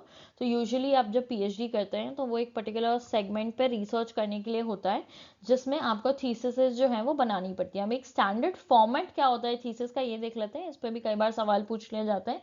तो सबसे पहले आपका टाइटल पेज आ जाएगा जहाँ पे आपका थीसिस का टॉपिक होगा, उसके बाद सर्टिफिकेशन, डिक्लेरेशन, एक्नॉलेजमेंट, फिर एब्स्ट्रैक्ट। एब्स्ट्रैक्ट वो पेज होता है जिसमें आप आपके पूरे रिसर्च की एक समरी देते हैं. It is not introduction, right? Introduction is introducing to your topic. Abstract is more over a summary of your research paper which basically gives the reader a glance about what he or she can expect from the paper further. ठीक है, फिर आ जाएंगे हम table of contents आपके index पे. फिर उसके बाद जो भी आपने अंदर डेटा की टेबल्स या फिगर यूज किए तो आपको उसकी लिस्ट लगानी पड़ेगी. Then will come to introduction which is the major theoretical area of the thesis. तो इंट्रोडक्शन में you gonna introduce your particular topic, review of literature. ठीक है, तो लिटरेचर का रिव्यू. अभी जो हमने देखा कि जब हम रिसर्च करते हैं तो पहले हम अपने टॉपिक का क्वेश्चन बनाते हैं, फिर उसके बाद हम लिटरेचर रिव्यू करते हैं. ठीक है, तो जब आप अपना थीसिस लिखेंगे तो आप इंट्रोडक्शन लिखेंगे, उसके बाद आपने अपने पर्टिकुलर टॉपिक से रिलेटेड क्या कुछ प्रीवियस वर्क को पढ़ा है यहाँ पे मेंशन होगा. उसके बाद हम रिसर्च मेथोडोलॉजी पे आएंगे. This is basically a part of your research design, जहाँ पे आप ये लिखते हैं कि आप कौन से रिसर्च मेथोडोलॉजी को यूज करते हुए इस रिसर्च को कंडक्ट कर रहे हैं. फिर उसके बाद data analysis, interpretation, finding and conclusion, suggestion and recommendation, limitations, references and bibliography, and last में अपेंडाइसिस. ठीक है, तो आई थिंक आपको बाकी ये बीच की चीज़ों का मतलब बहुत इजीली पता ही होगा. अपेंडाइसिस में बेसिकली आपकी वो सारी एक्स्ट्रा इन्फॉर्मेशन आ जाती है जो हम डायरेक्टली यहाँ पे मेंशन नहीं करते. फॉर एग्जांपल डेटा एनालिसिस के लिए आपने सर्वे किया तो सर्वे का क्वेश्चन आया ना, आप यहाँ पे इन एक्सेस ऐड ऑन कर सकते हैं. ठीक है, ऐसी आपकी रिसर्च आर्टिकल राइटिंग होती है. Now this is the thesis writing. Article writing भी आपके सिलेबस में मेंशन है, उसके बारे में बात कर लेते हैं. तो रिसर्च आर्टिकल एक रिटन पब्लिकेशन होता है जो जर्नल्स पे छपता है. ठीक है, जैसे कि रिसर्च पेपर हो गए. ठीक है, research paper is basically research article. जब आप एक छोटा ड्राफ्ट या छोटा, नॉट ड्राफ्ट एक्चुअली, पेपर तो फॉर्मली क्यूरेटेड होते हैं, but thesis are so much in depth and bulkier than the research papers. Research paper or article are basically smaller version of thesis etc. ठीक है, और concise होते हैं ये, और ये पब्लिकेशन ओरिएंटेड होते हैं. मतलब कि यहाँ पे हम इसको पब्लिश कराने की कोशिश करते हैं rather than getting a degree out of it. ठीक है, तो अब रिसर्च पेपर का जो स्ट्रक्चर होता है वो ऐसा होता है कि आपका पहले टाइटल पेज होता है. अब because it is not a very lengthy procedure and you are not suppose to do it for any academic degree, it is generally kept lighter on certificate, declaration, acknowledgement etc. क्योंकि आपको उसकी जरूरत नहीं होती. फिर है abstract which is very important. Then आपके कुछ कीवर्ड्स आएंगे. Keywords basically makes your research paper more findable. ठीक है, इससे लोगों को ये पता चलता है कि मेजरली आपका रिसर्च पेपर किस बारे में. फिर उसके बाद आप इंट्रोडक्शन लिखेंगे, रिसर्च मेथोडोलॉजी लिखेंगे, और फिर डेटा एनालिसिस इंटरप्रिटेशन के जो रिजल्ट्स हैं वो आएंगे, discussion, conclusion, references, and then you will wind up your research article. ठीक है, तो मेजर डिफरेंस जो है वो यही है कि थीसिस जो है वो डिटेल्ड होती है, एक पर्टिकुलर डिग्री कोर्स के लिए आप वो बनाते हैं, वेयर आर्टिकल मतलब कि रिसर्च पेपर जो होता है that is mainly concise and ये पब्लिकेशन ओरिएंटेड होता है rather than degree oriented. Okay, चलिए अब बात कर लेते हैं स्टाइल्स ऑफ रेफरेंसिंग की. This is a very very important topic. तो जब भी आप रिसर्च पेपर लिखते हैं तो उसमें रेफरेंस करने के भी फॉर्मेट होते हैं. ठीक है, और ये बहुत ही ज़्यादा इंपॉर्टेंट है, कई बार एग्जामिनेशन में पूछे जा चुके हैं. तो ये कुछ जो बेसिक जो रेपिटेटिव वंस है वो डिस्कसिंग इट हियर. पहला आपका APA स्टाइल, जिसको फुल फॉर्म में अमेरिकन साइकोलॉजिकल एसोसिएशन बोलते हैं. ठीक है, और इसमें आप ऑथर, डेट और जो भी आपका मेथड है सोशल साइंसेस के लिए स्पेसिफिकली इस पर्टिकुलर स्टाइल को हम यूज करते हैं. ठीक है, ये फोकस करता है ईयर ऑफ पब्लिकेशन पे. तो अगर आपको इंटेक्स्ट साइटेशन करना है APA स्टाइल में तो आप ऐसे करते हैं. ठीक है, last name of author comma 2023. ठीक है, और बिब्लियोग्राफी में अगर आपको लिखना है तो आप ऐसे लिखेंगे, last name, last name comma first name full stop, bracket में year, full stop, title of the book, full stop, publisher. ठीक है, और टाइटल ऑफ द बुक यहाँ पे इटैलिक्स में होता है. ओके, तो this is your whole APA style. फिर अगला है आपका MLA स्टाइल. इसका modern language association is the full form. ठीक है, यहाँ पे ऑथर, पेज, मेथड को फॉलो किया जाता है. अब ये कुछ पर्टिकुलर सब्जेक्ट्स या फील्ड्स के लिए होते हैं तो उस पर ध्यान दीजिएगा. APA is mainly for social sciences, MLA is mainly for humanities. ठीक है, और ये पेज नंबर पे फोकस करता है मेजरली. ठीक है, तो ये इन टेक्स्ट आप ऐसे लिखेंगे, स्मिथ और 23. ओके, and ये 23 is like the last two of your year, that's it. okay, और फिर बिब्लियोग्राफी में आप Smith comma you'll write the full name here. अब यही डिफरेंशिएशन जो है वो आपको याद रखना है. APA में आपको सिर्फ J लिखना है, फर्स्ट नेम का इनिशियल, लेकिन यहाँ पे आप फुल नेम लिखेंगे Smith John, and year is not here unlike APA. Okay, और फिर उसके बाद टाइटल ऑफ द बुक आ जाएगा, ये इटैलिक्स में ही है, then publisher, then comma, then year, then full stop. Okay, अब आ जाते हैं शिकागो स्टाइल पे। ये नोट्स और बिब्लियोग्राफी दोनों जगह यूज होती है। अब ये फुट नोट्स और एंड नोट्स में यूज होती है, मेनली फॉर ह्यूमैनिटीज, हिस्ट्री, ठीक है। अब ये फुट नोट में आप ऐसे साइड करेंगे जॉन स्मिथ, मतलब कि आप पूरा सीधा नाम लिख रहे हैं यहाँ पे, कॉमा, देन टाइटल, ठीक है, और फिर सिटी भी लिख रहे हैं हम साथ ही साथ, और उसके अलावा पब्लिशर, और फिर we are writing 2023 comma and then 23, okay. अब यहाँ पे बिब्लियोग्राफी में मेंशन करना है तो बहुत सिमिलर फॉर्मेट है, बस हम नाम जो है चेंज कर दे रहे हैं, इंटरचेंज कर दे रहे हैं। अगेन जो आपका लास्ट नेम है वो आगे आ जा रहा है, फर्स्ट नेम पीछे आ जा रहा है, title, city, publisher, 2023, okay. I think जब मैं पढ़ती थी तो मुझे थोड़ा सा इस पर कंफ्यूजन होता था, but now I think I curated such a beautiful infographic chart for you people कि आपको कंफ्यूज होना नहीं पड़ेगा अब, राइट। आप इजीली जो है वो डिफरेंशिएट कर पाएंगे इन सारी चीज़ों में, ठीक है। फुट नोट और एंड नोट पे अगर आपको ये शिकागो स्टाइल का बिब्लियोग्राफी देना है तो that looks something like this. Obviously I think ये 2 बार रिपीट हो गया, एक ही बात है, चाहे आप यहाँ से देख लें चाहे आप यहाँ से देख लें, ओके। चलिए, अब हार्वर्ड स्टाइल जो है ये ऑथर डेट मेथड को फॉलो करती है। ये एपीएस से सिमिलर है बट डिफरेंट पंक्चुएशन, मतलब कि लिखने का style is very similar, but आप यहाँ पे देखें तो कॉमा, फुल स्टॉप, लेकिन यहाँ पे कॉमा, जे के बाद कोई कॉमा या फुल स्टॉप नहीं है, ईयर के बाद कॉमा है, there is no bracket also, फिर title of the book comma, publisher comma, city and then full stop, ठीक है। यहाँ पे हम एपीए में सिटी मेंशन नहीं करते, लेकिन हार्वर्ड में सिटी भी मेंशन है, very similar to APA but with very lesser punctuation, ठीक है। तो आई थिंक आपको सारे रेफरेंसिंग स्टाइल जो हैं वो क्लियर होंगे। अब जैसा कि गवर्नमेंट ने मैंडेटरी कर दिया कि पीएचडी करने के लिए net set is very very important, तो पेपर 1 में रिसर्च वाले टॉपिक पे थोड़ा ज़्यादा एम्फेसिस दिया जा रहा है, because it also decides whether you will be getting admission for PhD और नॉट, ठीक है। तो इसलिए रिसर्च एप्टीट्यूड का एम्फेसिस थोड़ा सा बढ़ गया है। Again topics are very easy, repetitive, and आप अगर कभी भी पीवाईक्यूज करें और आप पेपर एनालिसिस करें, ठीक है, तो 20-30% टॉपिक जो हैं वो किसी भी यूनिट के, मेजॉरिटी ऑफ द पेपर बार बार उन टॉपिक्स में से ही आता है, ठीक है। तो अगेन मैं आपको यही बोलूंगी कि नेट सेट के एग्जाम डिफिकल्ट बिल्कुल भी नहीं होते, ये क्रोनोलॉजी पे बेस्ड होते हैं, एक पैटर्न पे बेस्ड होते हैं। अगर आप उस पैटर्न को क्रैक कर लें, उस क्रोनोलॉजी को समझ लें, तो आपके लिए एग्जाम निकालना बेहद आसान हो जाएगा, ठीक है। अब चीज़ें आसान तब हो जाती हैं जब आप मेहनत करते हैं, ठीक है, और मेहनत से ज़्यादा ये है कि आपको डिसिप्लिन वे में मेहनत करनी है। ऐसा नहीं है कि आप एग्जाम के 10 दिन पहले बैठ गए हैं और अब मैं सब खत्म कर दूंगा, सब पढ़ लूंगा। I think that is not a very right way of doing it, ठीक है। Even having 2-3 hours set for this particular thing every single day will give you more better result than doing it on the very last moment, ठीक है। तो मेरा यही कहना है कि आप काफ़ी पीवाईक्यूज करें। अगर आपको एमपी सेट के पीवाईक्यूज जो है स्पेसिफिकली नहीं मिल पा रहे हैं बहुत सारे, तो आप नेट के पीवाईक्यूज लगा लें। लगभग क्या ऑलमोस्ट 90% सेम ही टॉपिक्स हैं, सेम ही सिलेबस है। अब यहाँ पे क्योंकि exam is very near and few people have commented specifically for MP SET, also I am from Bhopal myself, so I know the importance of this particular exam as well. तो इसलिए मैंने specifically SET के जो अभी latest updated syllabus है directly उससे as it is उठा के आपका ये पूरा यूनिट जो है कंसोलिडेट 5 यूनिट का वीडियो मैंने बना दिया है for your ease, for revision, for whatever way you would like it to serve you people, okay. चलिए, अब हम बात कर लेते हैं, this is very very very important. ये स्लाइड को बिल्कुल बाय हार्ट याद कर लिएगा, इससे बहुत सारे सवाल आने के चांसेस होते हैं, ठीक है। अब आईसीटी का एप्लीकेशन रिसर्च में क्या है वो देख लेते हैं। ICT is basically information communication technology, ठीक है, और इसने रिसर्च प्रोसेस को काफ़ी ज़्यादा ट्रांसफॉर्म कर दिया है, टेक्निकल कर दिया है। अर्लियर आई रिमेंबर हमारे ग्रैंड पेरेंट्स के टाइम पे पीएचडी जो है वो पूरी हैंड रिटन हुआ करती थी, ठीक है। तो now scenario has change a lot and you can use lot of tech into various steps and areas of application, ठीक है।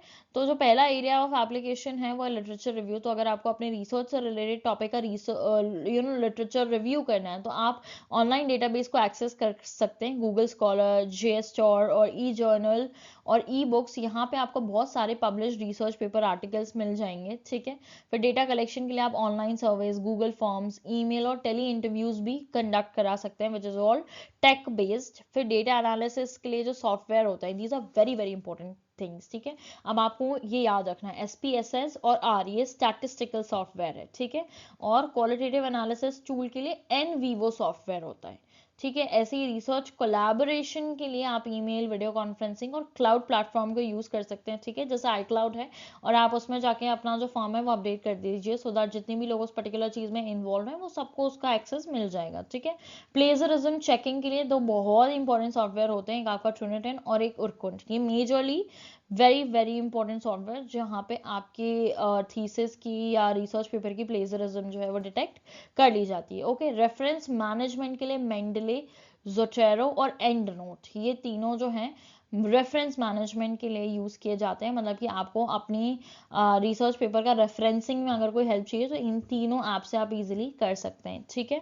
अब बात कर लेते हैं किस तरीके का रिसर्च मिसकंडक्ट जो है वो देखा जा सकता है। तो फैब्रिकेशन, फॉल्सिफिकेशन, प्लेजरिज्म और डुप्लीकेट पब्लिकेशन। अब ये पर्टिकुलर वर्ड्स आपको थोड़े डिफिकल्ट लग सकते हैं, लेकिन ये इंपॉर्टेंट हैं इसलिए मैंने इनको मेंशन किया। मैं सबको ब्रीफली आपको बताती हूँ। Fabrication basically it is about making up data और result that never existed and presenting them as real research finding. मतलब कि जब आप कोई ऐसा डेटा यूज करते हो जो कभी एग्जिस्ट ही नहीं करता और आप उसको फैब्रिकेट करके खुद ही बना देते हो, तो ये एक तरीके का रिसर्च मिसकंडक्ट है, जहाँ पे आपका डेटा ओरिजिनलिटी में कहीं एग्जिस्ट नहीं करता, you just made it up for this particular research. ठीक है। फॉल्सिफिकेशन मतलब कि मैनिपुलेट करना रिसर्च के डेटा को, मेथड को, जिससे कि आप रिजल्ट जो है उसको मिस रिप्रेजेंट कर दो एक्चुअल फाइंडिंग से। ठीक है। प्लेजरिज्म मतलब कि किसी और के आइडिया को, वर्ड्स को या फिर काम को बिना प्रॉपर एक्नॉलेजमेंट के या बिना साइटेशन के अपने रिसर्च में यूज करना। ठीक है। फिर डुप्लीकेट पब्लिकेशन मतलब publishing the same research finding more than once without proper disclosure और जस्टिफिकेशन। मतलब आप अपनी एक रिसर्च फाइंडिंग को कपल ऑफ टाइम्स अगर पब्लिश करा दे तो वो डुप्लीकेट पब्लिकेशन के अंदर आएगा। ओके। अब बात कर लेते हैं रिसर्च एथिक्स की। इसका मतलब होता है मोरल प्रिंसिपल और प्रोफेशनल स्टैंडर्ड्स जो गाइड करते हैं रिसर्च को और रिसर्चर्स को। ठीक है। और एथिकल प्रिंसिपल जो रिसर्च के अंदर आपको फॉलो करने होते हैं वो ऑनेस्टी, आपको कोई फैब्रिकेशन या फॉल्सिफिकेशन ऑफ डेटा नहीं करना है। ऑब्जेक्टिविटी मतलब कि आपको बायस अपनी डेटा अवॉइड करके चलना है, आपको जो भी कंक्लूजन देना है वो डेटा से रेलेवेंट होना चाहिए, not because you wanted it to show something else. तो आप आपके आए हुए डेटा को जो है वो टीम कर देंगे और अपने अकॉर्डिंग यूज कर लेंगे, that is not should be done. ठीक है। फिर इंटेग्रिटी मतलब कि आपको अपने प्रोमिसेस और अग्रीमेंट्स को फॉलो अप करना चाहिए। कॉन्फिडेंशियलिटी मतलब कि आपको अपने पार्टिसिपेंट की आइडेंटिटी को कॉन्फिडेंशियल रखना चाहिए, because obviously research is a very human process जिसमें आपको बहुत सारे लोगों की जरूरत पड़े, but I think not every one is comfortable exposing themselves individually for the sake of your research. तो जितने भी लोग इसमें पार्टिसिपेट करें उनकी कॉन्फिडेंशियलिटी को मेंटेन करना आपका जिम्मा है। फिर इन्फॉर्म्ड कंसेंट मतलब पार्टिसिपेंट को इन्फॉर्म करके ही रिसर्च कि आपको इन्फॉर्म करना चाहिए कि whatever you are taking their verdicts on that is for a research purpose. फिर नॉन मैलिफाइसेंस मतलब कि कोई भी हार्म नहीं पहुंचाना है आपको पार्टिसिपेंट्स को, जोर जबरदस्ती नहीं करनी किसी के साथ डेटा एक्सक्लूड कराने के लिए। और प्लेजरिज्म अवॉइडेंस मतलब कि प्रॉपर साइटेशन देना चाहिए आपको सारे सोर्सेज का जो भी आपने यूज किया, और किसी का सोर्स कॉपी नहीं करना चाहिए। ओके।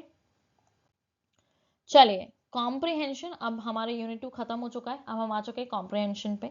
कॉम्प्रिहेंशन एक ऐसा यूनिट है जिसको पढ़ाया नहीं जा सकता, हम बचपन से स्कूल में कॉम्प्रिहेंशन करते आ रहे हैं और इवन नेट के लेवल पे भी कॉम्प्रिहेंशन जो है वो बहुत आसान आते हैं। आई थिंक मेरे हिसाब से कॉम्प्रिहेंशन जो है वो सबसे आसान 5 नंबर होते हैं किसी भी पेपर के, और आप सभी से मैं उम्मीद लगाती हूँ कि आपको कॉम्प्रिहेंशन बेहद अच्छे से समझ आता होगा। जस्ट इन केस अगर आप कॉम्प्रिहेंशन में कोई इशू फेस करते हैं या किसी पर्टिकुलर तरीके का क्वेश्चन आपको नहीं आता, तो feel free to comment down below. जैसे कि आपके एग्जाम में 1 महीना है लगभग, तो आई ट्राई टू केटर ये प्रॉब्लम्स और एक मैं छोटा सा वीडियो लेके आ जाऊंगी जहां पे मैं आपको सारे कॉम्प्रिहेंशन के टिप्स और ट्रिक दे दूंगी। अगर आप पीवाई यूज कर रहे हैं तो वेल एंड गुड, आप इस पर्टिकुलर पैराग्राफ से बहुत ज्यादा फेमिलियर होंगे। मैं इसको पैसेज भी नहीं बोलूंगी, इतना सा पैराग्राफ है, हमको लिटरली 2-3 मिनट लगने चाहिए ये सॉल्व करने के लिए। अगर आप 10-15 पेपर भी पीवाईक्यू के कर लेंगे तो आप एक अच्छी रिदम में आ जाएंगे कॉम्प्रिहेंशन प्रॉपरली करके आने से। ठीक है। तो जो अभी हाल फिलहाल में जो प्रीवियस एमपी सेट का एग्जामिनेशन हुआ था उसमें ये पैराग्राफ जो है वो पूछा गया था, तो आप वीडियो को पॉज करिए, यहाँ पे आप इस पूरे पैराग्राफ को पढ़ सकते हैं और फिर यहाँ पे वो सारे सवाल हैं इस पर्टिकुलर पैराग्राफ से रिलेटेड, ठीक है। तो अगर आप डिटरमिन्ड हैं और अगर आपने ये पहले सॉल्व कर लिया है तो कोई बात नहीं किया है तो इस वीडियो को यहाँ पे पॉज करिए, ये सारे क्वेश्चंस को सॉल्व करिए और सबके आंसर्स मुझे कमेंट बॉक्स में लिखिएगा। अगर मुझे 1-2 रिस्पॉन्स भी मिले तो मैं आंसर वहाँ पे पोस्ट कर दूंगी, ओके। और अगर आपको कॉम्प्रिहेंशन से रिलेटेड कोई भी इशू है तो please feel free to comment down below. I definitely cater all your particular problems regarding to comprehension, right? चलिए, हाँ जी, तो अब हम इसी के साथ यूनिट 4 पे आ चुके हैं जो कि कम्युनिकेशन है। Again simple and also kind of important unit. 3-4 question तो इजीली कम्युनिकेशन से भी फंस ही जाते हैं। अब मे बी आपको एग्जामिनेशन में ऐसा लगता होगा कि कम्युनिकेशन से कौन सा क्वेश्चन आया, पीवाईक्यू में कम्युनिकेशन का कौन सा क्वेश्चन है। अब आपसे डायरेक्टली बहुत बार बेसिक सवाल नहीं पूछे जाते कि व्हाट इज कम्युनिकेशन एक्सेट्रा, लेकिन काफ़ी सारे जो है इंटरट्वाइन या फिर आप समझ लीजिए करंट अफेयर से रिलेटेड कम्युनिकेशन और कुछ मर्ज सवाल भी आजकल एग्जामिनेशन में देखे जा रहे हैं काफ़ी ज़्यादा, स्पेसिफिकली नेट के पैटर्न में। तो मर्ज सवाल का मेरा मतलब यहाँ पे है कि इंटीग्रेटेड सवाल होता है, मतलब कि वो सवाल जो है वो आईसीटी का भी हो सकता है और कम्युनिकेशन का भी हो सकता है, दोनों टॉपिक उसमें रिलेटेड है, ठीक है। कम्युनिकेशन से रिलेटेड कोई मॉडर्न टेक्नोलॉजी पे सवाल कर लिया जाए जिसको आप 2-2 यूनिट के पर्सपेक्टिव से जो है यहाँ पे देख सकते हैं, ठीक है। तो जब भी आप पढ़ाई कर रहे हैं आपको अपना बिल्कुल हॉलिस्टिक पूरा दिमाग खोल के पढ़ने की ज़रूरत है। मतलब मैं यहाँ पे ये कहने की कोशिश कर रही हूँ कि आप जो भी टॉपिक पढ़ें, अगर आप उससे रिलेटेड थोड़ी भी चीज़, अब जैसे मैंने आपको आईसीटी इन रिसर्च पढ़ाया तो आपको वो टॉपिक जो आपका यूनिट 8 है आईसीटी का, उसमें भी देखने के लिए मिलेगा, ठीक है। तो जो चीज़ 2-2 3-3 जगह रिपीट हो रही है आप मेक श्योर करें उनको तो एटलीस्ट बहुत अच्छे से करें, क्योंकि उनकी आने के पेपर में आने के स्टैटिस्टिक्स काफ़ी ज़्यादा बढ़ जाते हैं, ठीक है।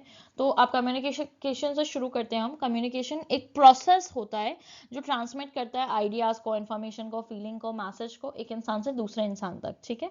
इस तरीके से जहाँ पे आपके मैसेज का जो मतलब है वो सामने वाला करेक्टली समझ पाए, ठीक है। अब ये जो प्रोसेस है ये दो तरफा होता है, 2 वे प्रोसेस है। मतलब कि ऑब्वियसली कम्युनिकेशन तब होता है जब मैसेज रिसीवर तक रिसीव हो और वहां से फीडबैक आए, ठीक है।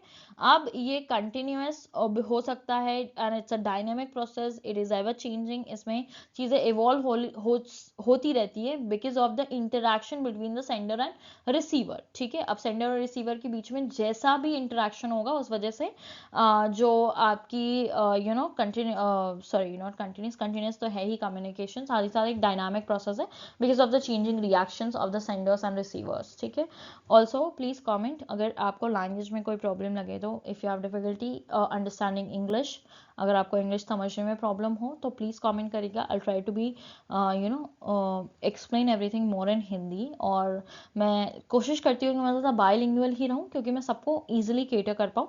लेकिन फिर भी अगर आपको कोई भी मुश्किल हो तो आप प्लीज़ मुझे कमेंट करिएगा। As a new educator I also want to take a lot of your criticism and feedback into very positive manner to improve my videos for you people, right? अब यहाँ पे कुछ की definitions दिए हुए हैं कम्युनिकेशन के which you can read for yourself।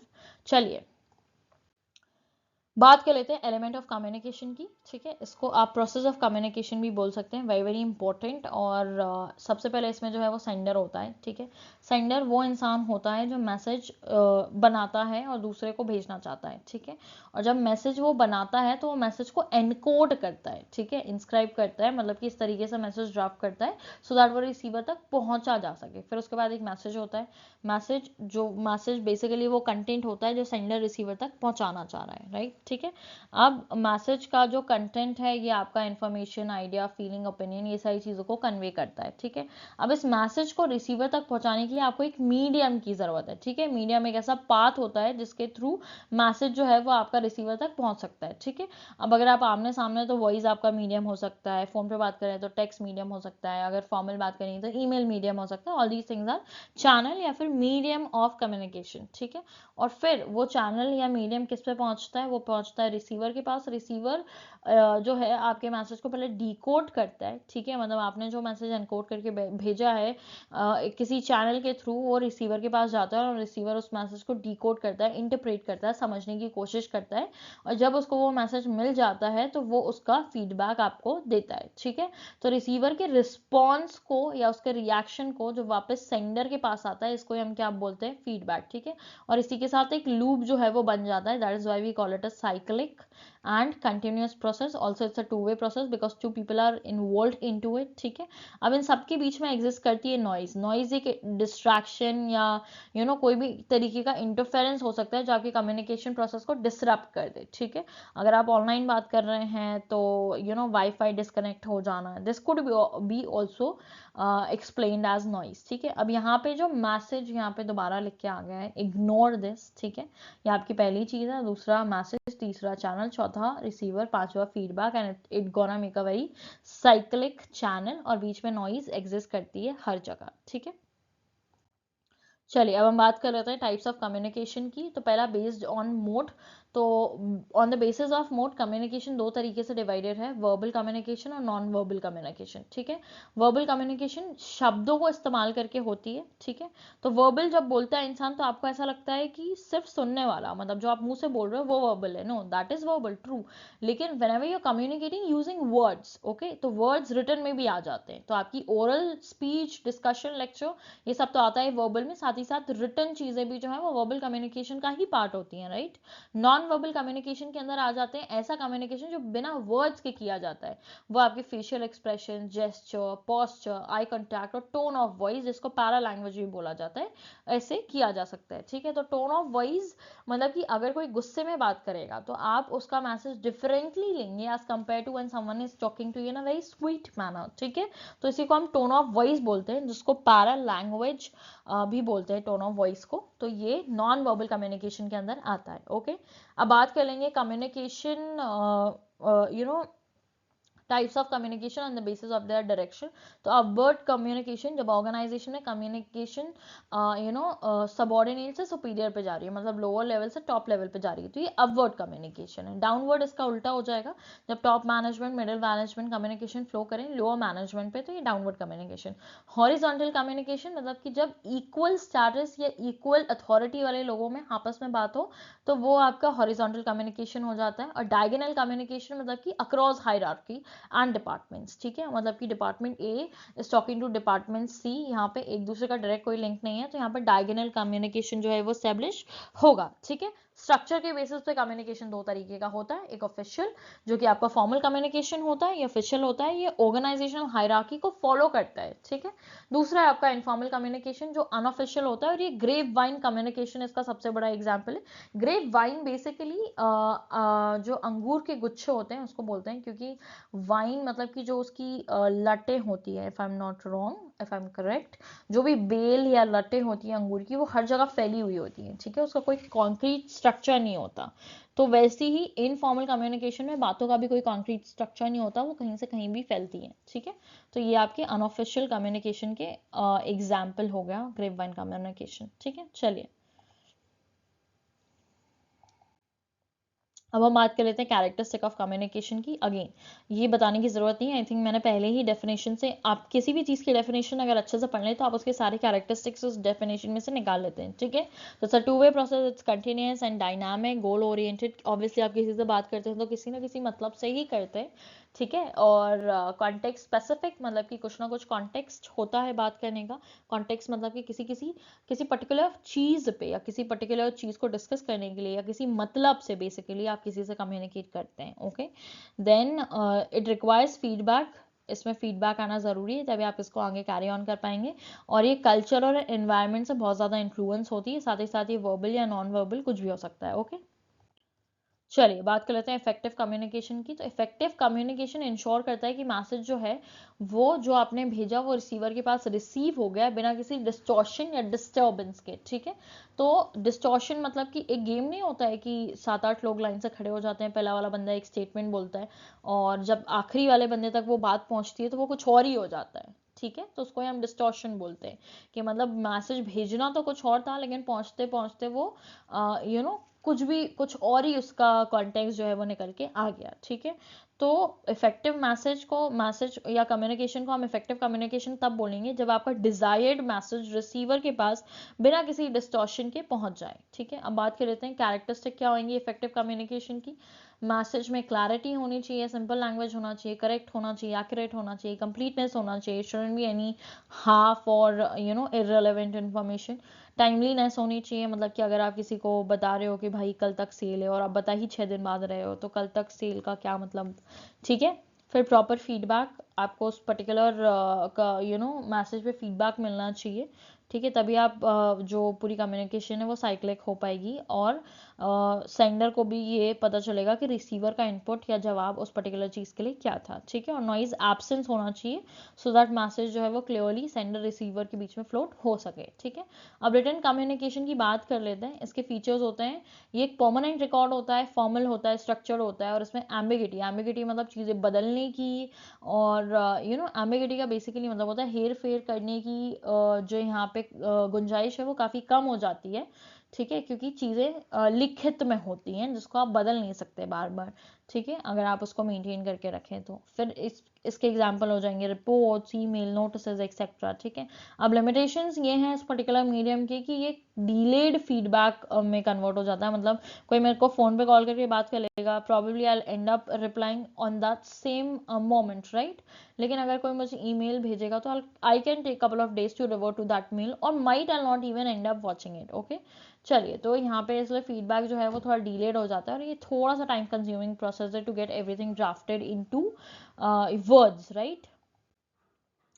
चलिए, अब हम बात कर लेते हैं वर्बल कम्युनिकेशन और नॉन वर्बल कम्युनिकेशन की वंस अगेन, क्योंकि it's I think pretty important, और इसके कीवर्ड्स जानना बहुत ज़रूरी है क्योंकि इनसे डायरेक्ट सवाल आ जाते हैं, ठीक है। तो वर्बल कम्युनिकेशन के फीचर्स में आ जाता है इमीडिएट फीडबैक, ये पर्सनल होता है, इंटरैक्टिव होता है और फ्लेक्सिबल होता है। अब इसके एग्जाम्पल हो गए लेक्चर्स, डिस्कशन, सेमिनार, ठीक है। अब लिमिटेशंस ये है कि इसका कोई परमानेंट रिकॉर्ड नहीं होता, और इसको आप मिस रिप्रेजेंट कर सकते हो, ठीक है। मतलब कि किसी इंसान ने कुछ बोला, अब आप अगले के सामने जाके उसके वर्ड्स को आगे पीछे करके उसके मैसेज को डिस्टॉर्ट कर सकते हैं इजीली, ठीक है। अब यहाँ पे नॉन वर्बल कम्युनिकेशन की बात कर लेते हैं। ये वो काइंड ऑफ कम्युनिकेशन होती है जिनमें शब्दों का इस्तेमाल नहीं होता बेसिकली, ठीक है। तो इसमें पहला आ जाएगा आपका काइनेसिक्स, ठीक है। काइनेसिक्स बेसिकली बॉडी मूवमेंट्स और जेस्चर को बोलते हैं। कोई आया, आपने उसको हाई कर दिया, you didn't said a word, but आपके बॉडी मूवमेंट और जेस्चर से समझ में आ गया कि वो waving a hi, right. Facial expressions से आपके इमोशंस का पता चल जाता है, आई कांटेक्ट से आपके इंटरेस्ट और अटेंशन के बारे में पता चलता है, पोस्चर से आपके कॉन्फिडेंस और नर्वसनेस बारे में पता चलता है। Para language is about your tone, pitch and volume, जिससे आपकी इमोशनल स्टेट, जो इनर इमोशनल स्टेट है उसका पता चलता है, ठीक है। समटाइम्स फेशियल एक्सप्रेशन से आप स्माइल कर रहे हैं, लेकिन जब आप बात कर रहे हैं तो you are sounding very sad, ठीक है। So that is why para language is also taken into consideration along with facial expressions. और फिर आपकी प्रॉक्सिमिक्स, ठीक है। प्रॉक्सिमिक्स का मतलब होता है यूज ऑफ फिजिकल स्पेस, मतलब फिजिकली आप किसी इंसान के कितने करीब हैं, उससे जो मैसेज सामने वाले को मिल रहा है उसको प्रॉक्सिमिक्स बोलते हैं, ठीक है। फिर जैसे फॉर एग्जांपल हैंडशेक करना, ठीक है, किसी को हक करना, किसी को कंफर्टेबल फील कराना, ये प्रॉक्सिमिक्स के अंदर आ जाता है, ठीक है। अब यहाँ पे जो नॉन वर्बल कम्युनिकेशन है, ये आपके वर्बल कम्युनिकेशन को कभी कभी कभी सपोर्ट भी करते हैं, कभी कभी कॉन्ट्रोडिक्ट भी करते हैं। अब इसका मैं आपको रीज़न बता देती हूँ। जैसे for example someone ask you how you, और अगर आप उसको रिप्लाई कर देते हो आई am fine, but your face is very सड़ा हुआ, and you don't actually mean it that I am fine. Even आजकल ये चीज़ें लोग टेक्स्ट पे भी पकड़ लेते हैं कि you are texting someone I am fine, but they will know you not actually fine, there something wrong with you, ठीक है। तो वहाँ पे तो कोई डायरेक्ट पैरा लैंग्वेज यूज़ भी नहीं हो रही है, लेकिन अभी हम इतने ज़्यादा इवॉल्व हो गए हैं कि we figure that thing out, ठीक है। तो जब आपके वर्ड्स और आपके बिहेवियर ऑपोजिट डायरेक्शन में जाएं, तो यहाँ पे नॉन वर्बल कम्युनिकेशन जो आपके वर्बल कम्युनिकेशन है उसको कॉन्ट्रडिक्ट कर देती है, लेकिन जब आपके वर्ड्स और बिहेवियर साथ में मैच करें तो उसको हम सपोर्ट बोलेंगे, okay. And I hope you are very clear with this. अब इसमें मेजर इंपॉर्टेंट चीज़ जो है वो ये वर्ड्स हैं, ठीक है। और इन वर्ड्स और इनके मीनिंग, इनको आपको याद रखना है। ये आपको एग्जामिनेशन में कीवर्ड डिटरमाइन करके करेक्ट आंसर लगाने में मदद करेंगे। चलिए, बात कर लेते हैं इंटरकल्चरल कम्युनिकेशन की। तो intercultural communication refers to communication between people from different cultural backgrounds. जब दो डिफरेंट कल्चरल बैकग्राउंड से लोग आपस में बात करते हैं, कम्युनिकेट करने की कोशिश करते हैं, तो उसको हम इंटरकल्चरल कम्युनिकेशन बोलते हैं। अब यहाँ पे कल्चरल डाइवर्सिटी होगी, लैंग्वेज अलग हो सकते हैं, वैल्यू, बिलीफ, ये सारी चीज़ें अलग हो सकती हैं, ठीक है। और यहाँ पे सेंसिटिविटी और अडेप्टेबिलिटी की बहुत ज़्यादा ज़रूरत है, सो दैट आप एक दूसरे के सेंटिमेंट्स को हर्ट ना करें, ठीक है। लेकिन अब यहाँ पे बहुत सारे बैरियर्स आ जाते हैं बात करने को, और मेनली आपके लैंग्वेज डिफरेंसेस की वजह से, कुछ स्टीरियोटाइप्स होते हैं, मतलब कि स्टीरियोटाइप बेसिकली किसी ने आपके बारे में कुछ परसेप्शन बना लिया है which they are not willing to change, ठीक है। जैसे हमारे दिमाग में हर कम्युनिटी के बारे में कोई ना कोई परसेप्शन होता है, ठीक है, like Haryanvi people are very rude या ऐसा कुछ, ठीक है। तो जस्ट इन केस कोई आपको हरियाणा से मिले and until unless you are not opening up to them really well, आपके दिमाग में एक ऑलरेडी स्टीरियोटाइप होगा, एक जनरलाइज जजमेंट होगा कि he is gonna be very rude, ठीक है। फिर एथनोसेंट्रिज्म, मतलब कि आप अपनी जो रीजनल बिलोंगिंग है उससे बहुत ज़्यादा जुड़े हुए हैं and you are not very adaptable, आप सामने वाले ग्रुप से मर्ज या कल्चर से बहुत ज़्यादा एक्सपेक्टेशंस नहीं रखते हैं and you are very self centred, और जिस भी कल्चर से आप बिलोंग करते हैं आप उसको बहुत ही ज़्यादा सुपीरियर समझते हैं बेसिकली। फिर कल्चरल मिसअंडरस्टैंडिंग, मतलब कि आपके कल्चर में कोई चीज़ किसी और तरीके से की जाती है लेकिन उनके उनके कल्चर में दैट कुड बी डिफरेंट, तो जो चीज़ आप अपने कल्चर के हिसाब से अच्छे से कर रहे हैं वो that could be a chaos और डिफरेंट मीनिंग इनटू देयर्स, ठीक है। अब इसका इंपॉर्टेंस है कि कल्चरल इंटरकल्चरल कम्युनिकेशन करना ज़रूरी क्यों है, ये ग्लोबल अंडरस्टैंडिंग को बढ़ाता है और हायर एजुकेशन और रिसर्च में भी काफ़ी ज़्यादा इंपॉर्टेंस रखता है, ठीक है। क्योंकि being a very diverse country, अगर आपको बहुत बड़े पैमाने पे चेंजेस लाने हैं, कुछ करना है, कुछ भी ग्रोथ ओरिएंटेशन डेवलपमेंट करना है, तो intercultural communication is quite possible, right. फिर आ जाते हैं ग्रुप कम्युनिकेशन पे, ठीक है, जहाँ दो या दो से ज़्यादा लोग आपस में इंटरेक्ट करते हैं कॉमन गोल अचीव करने के लिए, तो वो ग्रुप कम्युनिकेशन होता है। अब इसके फीचर्स होते हैं, यहाँ पे इंटरेक्शन होगा मेंबर्स के साथ ग्रुप के लोगों का, ठीक है। यहाँ पे लोगों के ऑब्जेक्टिव्स जो हैं वो शेयर्ड होंगे और सबके सिमिलर ऑब्जेक्टिव होंगे बेसिकली, यहाँ पे सबका रोल डिस्ट्रीब्यूटेड होगा, फीडबैक और डिस्कशंस होंगे। एग्जाम्पल हो गया आपके क्लासरूम के discussion, seminar, committees, group projects etcetera. अब इसके एडवांटेजेस होते हैं आइडिया को एक्सचेंज करना, सोशल स्किल को डेवलप करना और प्रॉब्लम सॉल्विंग जैसी चीज़ों में पार्टिसिपेट करना, being a part of group, okay. चलिए बात कर लेते हैं बैरियर्स टू इफेक्टिव कम्युनिकेशन। अब इफेक्टिव कम्युनिकेशन अभी हमने डिस्कस कर लिया।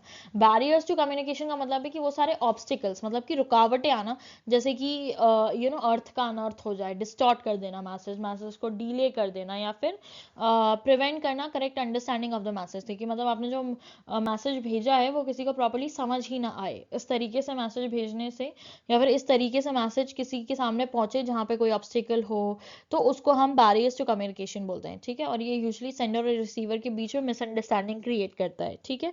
अब इफेक्टिव कम्युनिकेशन कब फेल होता है, जब मैसेज जो है वो आपस में समझा ना जाए, उसको सही से इंटेंट ना निकाला जाए, ठीक है, या फिर फीडबैक एब्सेंट हो या इनकरेक्ट हो, राइट।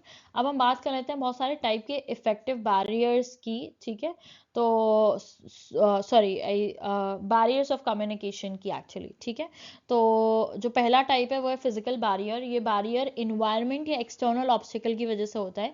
कोई आपसे बात करने की कोशिश कर रहा है लेकिन वहाँ पे बहुत ज़्यादा हल्ला हो रहा है, आप उसकी बात ही नहीं सुन पा रहे हैं, या फिर आप कुछ पढ़ने की कोशिश कर रहे हैं लेकिन पुअर लाइटिंग है, या फिर जो लोग कम्युनिकेट कर रहे हैं उनके बीच में डिस्टेंस बहुत ज़्यादा है, इक्विपमेंट्स फॉल्टी हैं, और पुअर सीटिंग अरेंजमेंट, ये सारी चीज़ों की वजह से जो मैसेज है वो फिजिकल बैरियर की वजह से क्लियरली नहीं रिसीव हो पाता, ठीक है।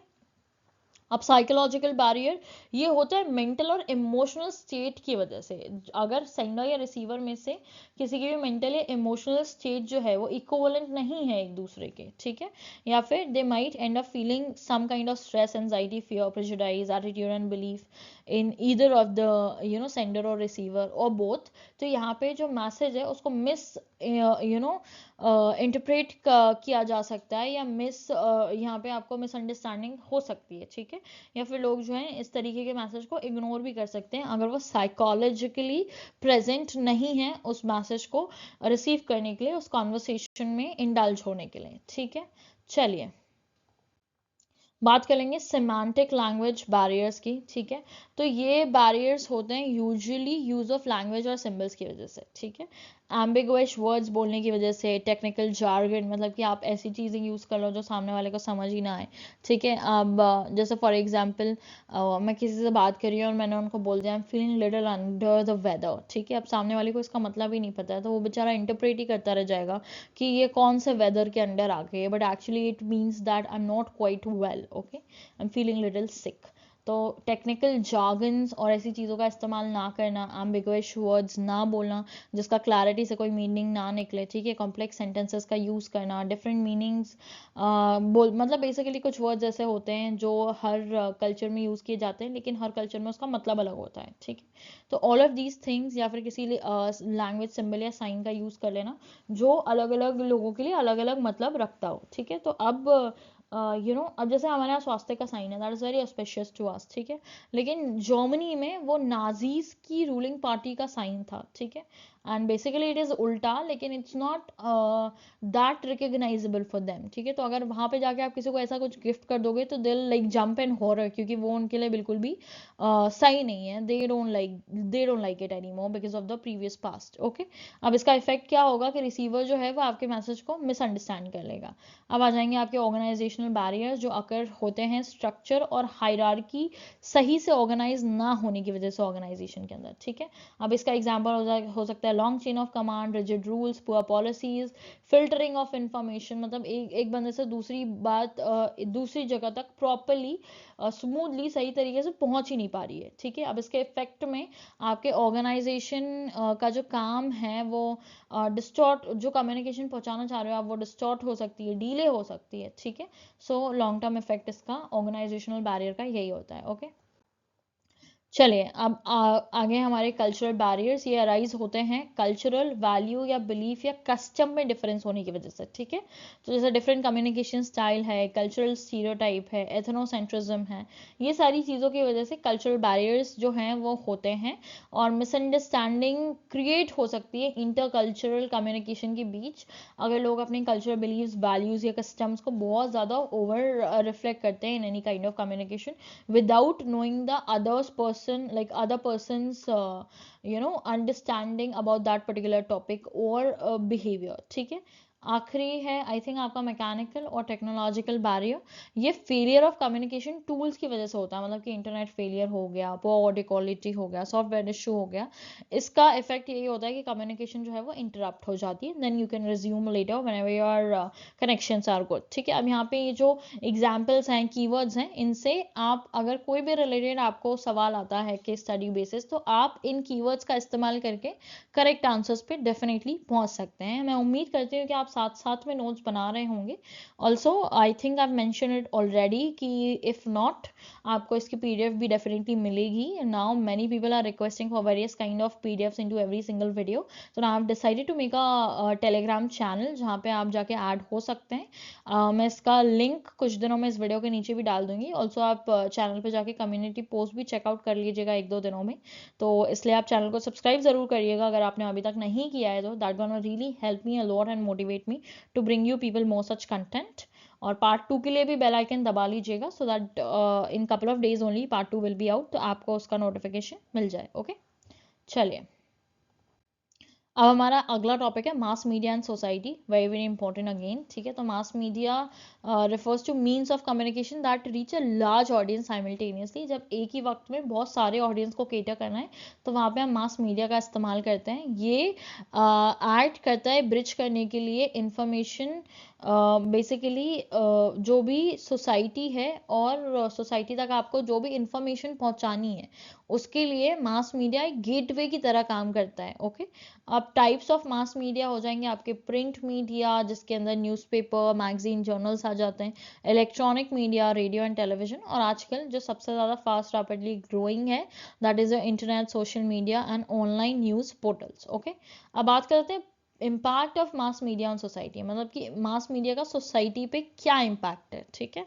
ऑल्सो मास मीडिया में एक वर्ड बहुत ही ज़्यादा पॉपुलर है, येलो जर्नलिज्म, और पढ़ाते पढ़ाते अभी मेरे दिमाग में आया, तो प्लीज़ कमेंट करिएगा मेरे को नीचे अगर आपको येलो जर्नलिज्म के बारे में कुछ पता है तो, और अगर आप कमेंट करेंगे तो मैं उसको डेफिनेटली करेक्ट करने की कोशिश करूँगी अगर गलत हुआ तो, and if not definitely you all will have a very interactive session by answering about all these small small things. मुझे भी ऐसा लगेगा कि आप वीडियो में अटेंटिव हैं, राइट। चलिए, तो impact of mass media on society, positive impact क्या होता है, आपको नॉलेज मिलती है, सोशल अवेयरनेस होती है, ठीक है।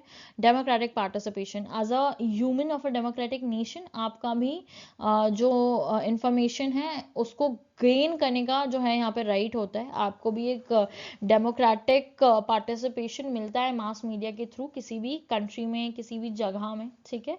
आप भी अवेयर होते हैं हर पर्टिकुलर इवेंट का, ठीक है। देन ग्लोबल कनेक्टिविटी, ऑब्वियसली अब हम सब के रिश्तेदार यूएस में नहीं रहते, but we can all have the knowledge of whatever is happening abroad by having their media and etcetera, ठीक है। तो जनरली हमको जो भी चीज़ें जिसके बारे में पता है, that is majorly because of the mass media, okay.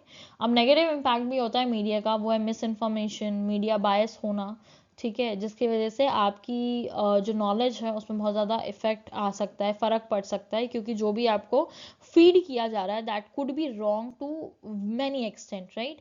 उसके अलावा कल्चरल एरोजन, मतलब कि अगर आप मिस रिप्रेजेंटेशन कर दें किसी भी कल्चर का, या किसी भी तरीके से कोई गलत चीज़ें पुट ऑन कर दें, तो उसको बहुत ही जल्दी फैलने में टाइम नहीं लगता, जिससे कि आपका कल्चर जो है वो एरोड हो सकता है, ठीक है। और फिर सेंसेशनलिज्म, मतलब कि मीडिया वाले कोई एक ऐसा टॉपिक पकड़ लेते हैं जो बहुत ही ज़्यादा सनसनी खबरें टाइप्स, ठीक है, जो बहुत ज़्यादा रेलेवेंट नहीं होती, लेकिन उनकी इतनी हाइप क्रिएट की जाती है जिससे कि व्यूअर्स जो हैं वो उसमें बहुत ज़्यादा इंडल्ज हो जाएं, लेकिन इवेंचुअली वो हमारे बहुत ज़्यादा काम की चीज़ें नहीं होती, ठीक है।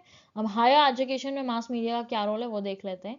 ऑनलाइन लर्निंग प्लेटफॉर्म्स वगैरह जो हैं ये आपको बहुत सारे मास लेवल पे जो है एजुकेटिव कंटेंट्स प्रोवाइड करते हैं। डिजिटल लाइब्रेरीज जो हैं जिससे आप बहुत सारा कंटेंट एक्सेस कर सकते हैं, ठीक है। रिसर्च डिसैमिनेशन, मतलब कि रिसर्च से रिलेटेड अगर आपको कुछ भी पर्टिकुलर चीज़ को इंक्वायर करना है वो आप डेफिनेटली कर सकते हैं, ठीक है। और इंक्वायर कर सकते हैं कि अर्लियर इस सेगमेंट से रिलेटेड क्या क्या चीज़ें पब्लिश हुई हैं, ठीक है। और अकेडमिक नेटवर्किंग कर सकते हैं। उसके अलावा भी आपको हायर एजुकेशन से रिलेटेड कुछ भी कोई भी न्यूज़ जो है वो मास मीडिया के थ्रू ही मिलती है, तो इसलिए that is the very very crucial and plays very vital role in higher education as well, ठीक है।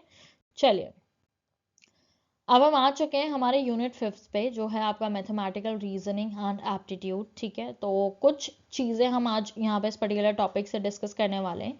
साथ ही ये चैप्टर बहुत ज़्यादा इंपॉर्टेंस होल्ड करता है, क्योंकि आपको इजीली 5 से 7 क्वेश्चन मैथ्स के डायरेक्टली देखने के लिए मिल जाते हैं, ठीक है। लोग हमेशा मैथ्स या डीआई जैसे टॉपिक को फेयर करते हैं, डरते हैं, लेकिन मैं आपको अगर एक चीज़ कहूँ कि ये सारी चीज़ें डरने के बजाय अगर आप प्रैक्टिस करके जाएंगे तो आपको डेफिनेटली जो है वो 7 से 8 क्वेश्चन करेक्ट करके दिला सकते हैं, जो कि लिटरली एक चेंजिंग पॉइंट हो सकता है आपके नेट या जेआरएफ क्लियर करने के लिए, या फिर सेट एग्जाम क्लियर करने के लिए। रीजन बीइंग कि ये वो क्वेश्चन है जो अगर आपको आते हैं तो आपको श्योरिटी में नंबर दिला के ही जाएंगे, ठीक है।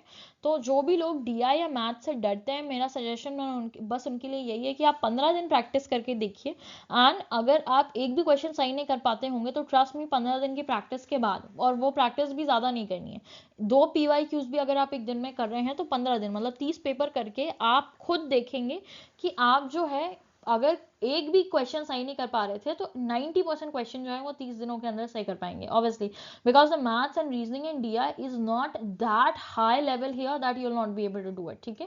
ये आपके बेसिक एप्टीट्यूड्स को टेस्ट करते हैं, जितना आप डेफिनेटली कर पाएंगे, जो लिटरली 8 से 10 स्टैंडर्ड तक का ही होता है, तो आप प्रैक्टिस से इसको जरूर कर पाएंगे, ठीक है। अब बात कर लेते हैं कुछ रीजनिंग की। तो जो रीजनिंग आपके पेपर में आती है वो मेजरली अर्थमेटिक होती है, जो नंबर सीरीज कैलकुलेशन से रिलेटेड हो गई, या लॉजिकल हो गई जो कि पैटर्न्स या रिलेशनशिप से रिलेटेड हो सकती है, ठीक है, या फिर एनालिटिकल हो गई जिसमें कुछ ना कुछ आपको प्रॉब्लम दी जाएगी और आपको उसको सॉल्व करना है, ठीक है। अब ये दो रीजनिंग जो है इन पे कभी कभी रिसर्च से भी और बहुत सारे टॉपिक से भी थ्योरेटिकल सवाल आ जाता है, जैसे कि आपकी इंडक्टिव रीजनिंग, ठीक है। ये पर्टिकुलर को जनरलाइज करती है, मतलब कोई भी आपने पर्टिकुलर चीज फाइंड आउट की, ठीक है, जैसे पर्टिकुलर चीज की, मतलब अब इंडिया में लोग कुछ भी कंट्रोवर्शियल नहीं बोलूंगी मैं कि आप कमेंट करने लग जाओ, लेकिन मैं कुछ सोचने की कोशिश करती हूँ। जैसे इंडिया में लोग अब मैंगो से ज़्यादा स्ट्रॉबेरीज पसंद करते हैं, अगेन इट्स कंट्रोवर्शियल, लेकिन प्लीज़ समझने की कोशिश करो, एक पर्टिकुलर इन्फॉर्मेशन है, ठीक है। लेकिन हमने रिसर्च किया, सर्वे किया, और इस चीज़ को हमने जनरलाइज कर दिया कि अब सब इंडिया में मेजोरिटली स्ट्रॉबेरी पसंद कर रहे हैं, ठीक है। तो एक छोटे से फैक्ट को जनरलाइज कर देना, सब पे वो लागू कर देना, इसको हम इंडक्टिव रीजनिंग बोलते हैं। और जब हम इसका उल्टा कर दें, ठीक है, जनरल मतलब कि अगर इंडिया में सबको स्ट्रॉबेरी पसंद है तो आपको भी स्ट्रॉबेरी पसंद होगी, ठीक है, पर्सनल लेवल पे। तो जब जनरल फैक्ट्स को आप किसी एक पर्टिकुलर सिचुएशन में लगाने की कोशिश करें तो वो उसका रिवर्स डाउन वर्जन हो जाएगा इंडक्टिव को, और इसको हम क्या बोलते हैं, डिडक्टिव रीजनिंग, ठीक है। चलिए, आई होप आपको ये क्लियर होगा। चलिए अब यहाँ पे कुछ बेसिक नंबर सीरीज है, बेसिकली पॉसिबल जितनी भी टाइप की नंबर सीरीज आपसे पूछी जा सकती है वो मैंने यहाँ पे लिख दी है। Obviously it's a very informative basic video, ठीक है, तो ऑब्वियसली इतना is not enough, but I am trying to introduce you every single kind of pattern with every single kind of pattern जो नंबर सीरीज के within examination में पूछे जाते हैं। तो कुछ होता है आपके बहुत बेसिक अर्थमेटिक सीरीज जिसमें प्लस माइनस चल रहा होता है, तो यहाँ आप देखें 2 5 8 11 इस सब में +3 मतलब कि 3 का डिफरेंस है, तो 11 के बाद ही हम +3 करेंगे तो 14 आ जाएगा, राइट। अब अगली होती है ज्योमेट्रिक सीरीज, ठीक है, ज्योमेट्रिक सीरीज है हम कुछ मल्टीप्लिकेटिव टर्म्स में बात कर रहे होते हैं, ठीक है, तो जैसे 3, फिर 3 का डबल कर दिया 6, 6 का डबल कर दिया 12, 12 का डबल कर दिया 24, 24 का डबल कर देंगे तो 48, राइट। अब कुछ होती है ऑल्टरनेटिव सीरीज, मतलब कि एक सीरीज के अंदर 2 सीरीजें चल रही होती हैं, ठीक है, तो एक हो गया आपके और टर्म्स जैसे कि 2 मतलब 1 3 5 प्लेसेस वाले जो टर्म्स हैं वो हो गए आपके 2 4 8, ठीक है, इनके बीच में भी 2 का मल्टीप्लिकेशन हो रहा है। और फिर आपके इवन टर्म्स हो गए 6 12, इनके बीच में भी 2 का मल्टीप्लिकेशन हो रहा है, 6 2 12, 12 2 24, ओके। तो ये आपकी ऑल्टरनेटिव सीरीज के अंदर आ जाएगा। फिर है आपका स्क्वायर या फिर क्यूब बेस्ड सीरीज, ठीक है, तो यहाँ पे हम जो है ये देखो आप 1 4 9 16, अब आप यहाँ पे प्लस माइनस लगाने की कोशिश करोगे या मल्टीप्लिकेशन लगाने की कोशिश करोगे तो ये नहीं होगा, क्यों, क्योंकि ये स्क्वायर या क्यूब सीरीज है। अब आपको लगेगा कि मैडम वहां पे कैसे पता चलेगा, पता चल जाएगा अगर आप कपल ऑफ क्वेश्चन प्रैक्टिस कर लोगे, तो इससे ज्यादा कुछ नहीं आता। 5 टाइप हैं ये, ठीक है। अब आपको 2 6 4 12 कहीं दिख गया कि मतलब 6 के बाद नंबर कम भी हो रहा है, तो आप वहां पे दिमाग लगा लेंगे कि ऑल्टरनेटिव सीरीज है, राइट। ऐसी 1 4 9 मतलब कि मैं आपको जनरल सजेशन दूंगी, आप जो है 10 से 15 तक के स्क्वायर रूट याद कर लीजिए, 10 से 15 तक के क्यूब रूट याद कर लीजिए, बचपन में हम सब करते ही हैं, राइट, बहुत डिफिकल्ट नहीं है, आप 1 2 बार देख लेंगे आपको आसानी से याद हो जाएगा, ठीक है। तो फिर ऐसी सीरीज को फिगर आउट करना आसान हो जाता है। 1 का स्क्वायर 1 ही होता है, 2 का 4 होता है, 3 का 9 होता है, 4 का 16 होता है, 5 का 25 होगा। तो एक बार अगर आपने वो नंबर पैटर्न 1 2 बार देख लिए तो आप क्वेश्चन देखते ही इसका आंसर जो है वो लगा लेंगे, ठीक है। फिर एक कुछ मिक्स्ड ऑपरेशंस होते हैं जहाँ पे मल्टीप्लिकेशन और एडिशन साथ साथ चल रहा होता है, तो यहाँ पे आंसर निकालना थोड़ा सा ट्रिकी हो जाता है, लेकिन अगर आप इसको ब्रेक डाउन करो तो शायद इजीली कर पाओ। जैसे कि यहाँ पे आप डिफरेंस निकालने की कोशिश करोगे तो आपको बहुत अनइवन डिफरेंस लगेगा, ठीक है, मल्टीप्लिकेशन भी डायरेक्टली समझ नहीं आ रहा, तो यहाँ पे आपका मिक्स ऑपरेशन चल रहा है, ठीक है, जैसे 5 2 10 प्लस 1 11, ठीक है, फिर उसके बाद 11 2 22 प्लस 1 23, ठीक है, फिर 23 2 46 प्लस 1 47, ठीक है, तो यहाँ पे इंटू 2 प्लस 1 की सीरीज चल रही है। थोड़ा सा ट्रिकी हो सकता है डिकोड करना, क्योंकि यहाँ पे आपको आप सबसे पहले इंसान माइनस करके करने की कोशिश करता है, ठीक है, उसके अलावा नंबर्स भी बहुत अटपटे हैं तो आपको लगेगा नहीं कि डबल ट्रिपल है, ठीक है। तो जब भी ऐसा कुछ लगे, कुछ भी मल्टीप्लाई मतलब अगर आप ऐसा अंदाजा लगाने की कोशिश करिए इसके डबल से थोड़ा ज्यादा है, इसके डबल से थोड़ा ज्यादा है, ये इसके डबल से थोड़ा ज्यादा है, ठीक है, तो 5 का डबल किया तो 10 हुआ, उसमें प्लस 1 हो रहा है तो 11, 11 का डबल किया तो 22 हुआ, प्लस 1 किया तो 23, तो आप डिकोड कर लेंगे, ठीक है। तो वैसे ही 47 का डबल किया आपने, ठीक है, तो वो आ गया आपका 94, 94 में प्लस 1 करेंगे तो 95 आपका करेक्ट ऑप्शन हो जाएगा, राइट। चलिए अब हम बात कर लेते हैं कुछ लेटर सीरीज की। तो लेटर सीरीज में कुछ आपके पैटर्न्स आ जाते हैं जैसे ए सी ई जी, ठीक है। अब ए सी ई जी क्या चल रहा है आपका, सारे जैसे ए फिर बी छोड़ दिया, फिर सी फिर डी छोड़ दिया, फिर ई फिर एफ छोड़ दिया, फिर जी फिर एच छोड़ दिया, तो उसके बाद अगला 9th नंबर आ जाएगा आपका आई, ठीक है। तो बेसिकली अल्फाबेट का पैटर्न है and you are good to go. फिर है कुछ स्किपिंग लेटर्स, ठीक है, कि आप देखो बी के बाद सीधा आ रहा है, ठीक है, ई आ रहा है, ठीक है, तो आपने 3 लेटर को स्किप कर दिया। फिर ई के बाद एच आ रहा है तो आपने फिर 3 लेटर को स्किप कर दिया। तो फिर के बाद आप 3 लेटर स्किप करोगे, ठीक है, मैं खुद भूल गई, A B C D F G H I J K, ठीक है, के बाद एल एम एन, तो एल एम को आपने जो वो है के +3 स्किप करने के बाद आप किस पे आ जाओगे, के एल एम, फिर एन जो है थर्ड लेटर वो आपका यहाँ पे करेक्ट आंसर हो जाएगा। फिर आपके कुछ ऑल्टरनेटिव पैटर्न लेटर पैटर्न, तो जैसे ए जी बी वाई, ठीक है, तो सीधी बात है, मतलब एक आगे से ले रहे हैं एक पिछले से ले रहे हैं, ठीक है, तो ए के बाद जी फिर ए बी सी, तो ऐसे ही जेड का उल्टा चल दो, फिर जी वाई एक्स, तो एक्स यहाँ पे आ जाएगा, ओके।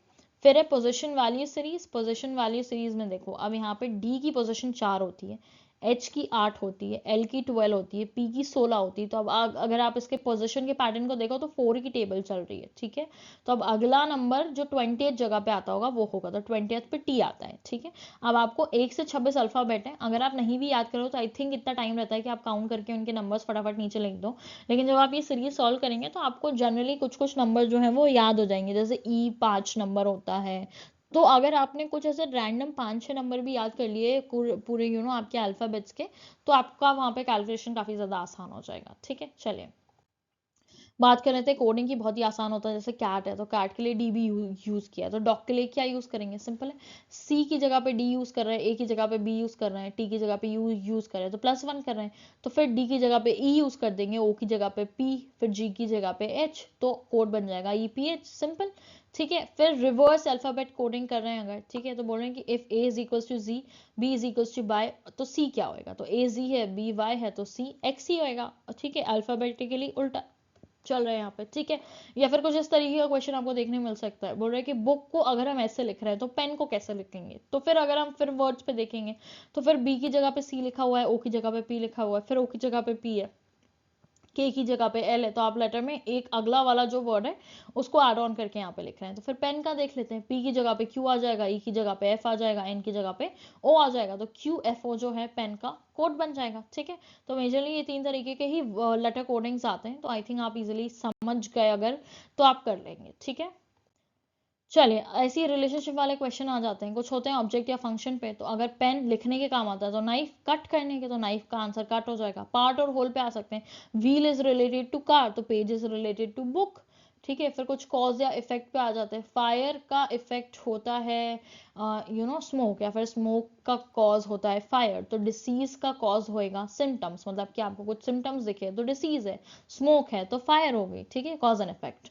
फिर कुछ न्यूमेरिकल रिलेशनशिप आ जाते हैं, ये तो रेशियो एंड प्रोपोर्शन, आप इसको वैसे भी लिख सकते हो यार, 2/4 और क्रॉस मल्टीप्लाई करके 5/x से भी निकाल सकते हो, जैसा आप बचपन में पढ़ते हो, लेकिन ऐसे भी देख लेते हैं। 2 4 का डबल है तो 5 का डबल, तो यहाँ पे बेसिकली थोड़ा सा आपके लिए ट्रिकी हो सकता है यहाँ पे, क्योंकि मैं आपको बताऊँ तो इसलिए क्रॉस मल्टीप्लिकेशन से करना आसान होगा। यहाँ पे हम 2 2 ज़ा 4 कर रहे हैं, तो यहाँ पे उन्होंने स्क्वायर की रिलेशनशिप दिखा दी है, तो 5 2 ज़ा 10 भी कहीं जगह पे सही हो सकता है अगर 10 ऑप्शन में तो है, और क्योंकि this is half of this, तो इसका जो फुल है वो 10 होगा, लेकिन यहाँ पे क्वेश्चन के हिसाब से स्क्वायर था, तो अगर आपको कभी ऑप्शन में 10 ना दिखे तो वहां पे इतना दिमाग लगा लीजिएगा कि स्क्वायर का भी रिलेशनशिप हो सकता है, तो 2 का 4 है तो 5 का 25 हो जाएगा। ठीक है, 2 का स्क्वायर 4, 5 का स्क्वायर 25। ओके, चलिए अब जो आपके मेजर मैथमेटिकल एप्टीट्यूड वाले जो टॉपिक है, fraction, time, distance, ratio and proportion, video को पॉज करिए, ये सारे फॉर्मूले लिखिए। ठीक है, और अगर आप चाहते हैं कि मैं आपको और न्यूमेरिकल प्रैक्टिस कराऊं या और PYQ के ऐसे सवाल कराऊं तो प्लीज़ मुझे कमेंट करिएगा, मैं सारे numericals along with your data interpretation एक सेपरेट वीडियो बना दूंगी, जिसमें बैठ के हम सारे न्यूमेरिकल सॉल्व करेंगे। मुझे सीरीज इंट्रोड्यूस करानी थी आपको, काफ़ी आसान लगी मुझे, उससे 1 या 2 क्वेश्चन आ ही जाती है, तो आपके इजीली 1 या 2 सवाल आसानी से जो है वो सही चले जाएंगे एग्जामिनेशन में, इसलिए उनको मैंने थोड़ा सा ब्रीफली आपको समझा दिया है। मैथमेटिकल एप्टीट्यूड के लिए फ्रैक्शंस बेसिकली एडिशन करना है आपको, तो आप LCM लेते हैं B और D का, फिर आप प्लस माइनस कर देते हैं, मल्टीप्लाई करते हैं तो A को C से, B को D से, डिवाइड करते हैं तो रेसिप्रोकल होता है। ये जो बेसिक बेसिक चीज़ें ये यहाँ पे मेंशन है, आपके लिए एक चीट शीट दी हुई है जिससे कि आप सारे फॉर्मूले को एक बार रिवाइज कर सकें, तो पॉज करिए, लिख रहे हैं तो लिख लीजिए, स्क्रीनशॉट ले रहे हैं तो वेल एंड गुड, या फिर आपको PDF में तो मिल ही जाएगा। ठीक है, तो ये मैंने लिटरली एक रिविजन पर्सपेक्टिव से सारे टॉपिक्स की चीट शीट बना दी है, जितनी भी चीज़ें आपको मेजरली काम आएंगी वो सब यहाँ पे लिखी हुई है। ठीक है, किलोमीटर पर आवर से मीटर पर सेकंड में जाना है तो आपको 5/18 से मल्टीप्लाई करना है, और मीटर पर सेकंड से किलोमीटर पर आवर में जाना है तो आपको 18/5 से मल्टीप्लाई करना है। ठीक है, ये कन्वर्जन यूनिट हो गए आपके। एवरेज स्पीड निकालनी है अगर कभी तो total distance upon total time, बाकी स्पीड डिस्टेंस टाइम का फॉर्मूला दिया हुआ है। ठीक है, आई होप आपको सब कुछ आता हो। अगर कभी रिलेटिव स्पीड निकालनी हो सेम डायरेक्शन की, तो आप स्पीड 1 में से स्पीड 2 को माइनस कर देंगे तो रिलेटिव स्पीड जो है यहाँ पे निकल जाएंगी। ठीक है, और ये बाकी सारी चीज़ें भी आप जो हैं वो लिखिएगा ज़रूर, आपके काफ़ी काम आएंगी। साथ ही साथ ये कुछ आगे के टॉपिक्स हैं जिनके फॉर्मूले बहुत ही ज़्यादा इंपॉर्टेंट है, परसेंटेज। ठीक है, तो अगर आपको बेसिक परसेंटेज निकालना है तो जिसका भी परसेंटेज निकालना है वो ऊपर अपॉन टोटल नंबर। ठीक है, जैसे अगर आपको अपने स्कूल के मार्क्स का परसेंटेज निकालना है तो 400 नंबर आए आउट ऑफ 500 इंटू 100 करेंगे तो 40/50 इंटू 100 करेंगे तो आपके जो है वो 80% आ जाएंगे, I think, if I am not wrong, या तो ये आपका बेसिक परसेंटेज होगा। इंक्रीज कितना परसेंटेज इंक्रीज हुआ है उसका परसेंटेज निकालना है, तो आपका जो न्यू डेटा है उसको ओल्ड में से माइनस करेंगे और अपॉन ओल्ड इंटू 100 करेंगे, ठीक है। डिक्रीज निकालना है तो ओल्ड को न्यू में से माइनस करेंगे, अपॉन ओल्ड इंटू 100 करेंगे, ठीक है। और अगर आपको किसी चीज की वैल्यू ही नहीं दी हुई है, 100% कितना हुआ होता है वो दिया ही नहीं हुआ है और वो निकालना है, तो वो कैसे निकालेंगे, वो निकालेंगे हम x percentage of y is equals to x upon 100 into Y, ठीक है। तो x परसेंटेज मतलब कि 30% ऑफ x हमको नहीं पता है, ठीक है, तो वो हम निकाल सकते हैं, ठीक है, उसको रेसिप्रोकल करके और उस पर्टिकुलर वैल्यू को रेसिप्रोकल करके आगे वाली वैल्यू से मल्टीप्लाई करके, ठीक है।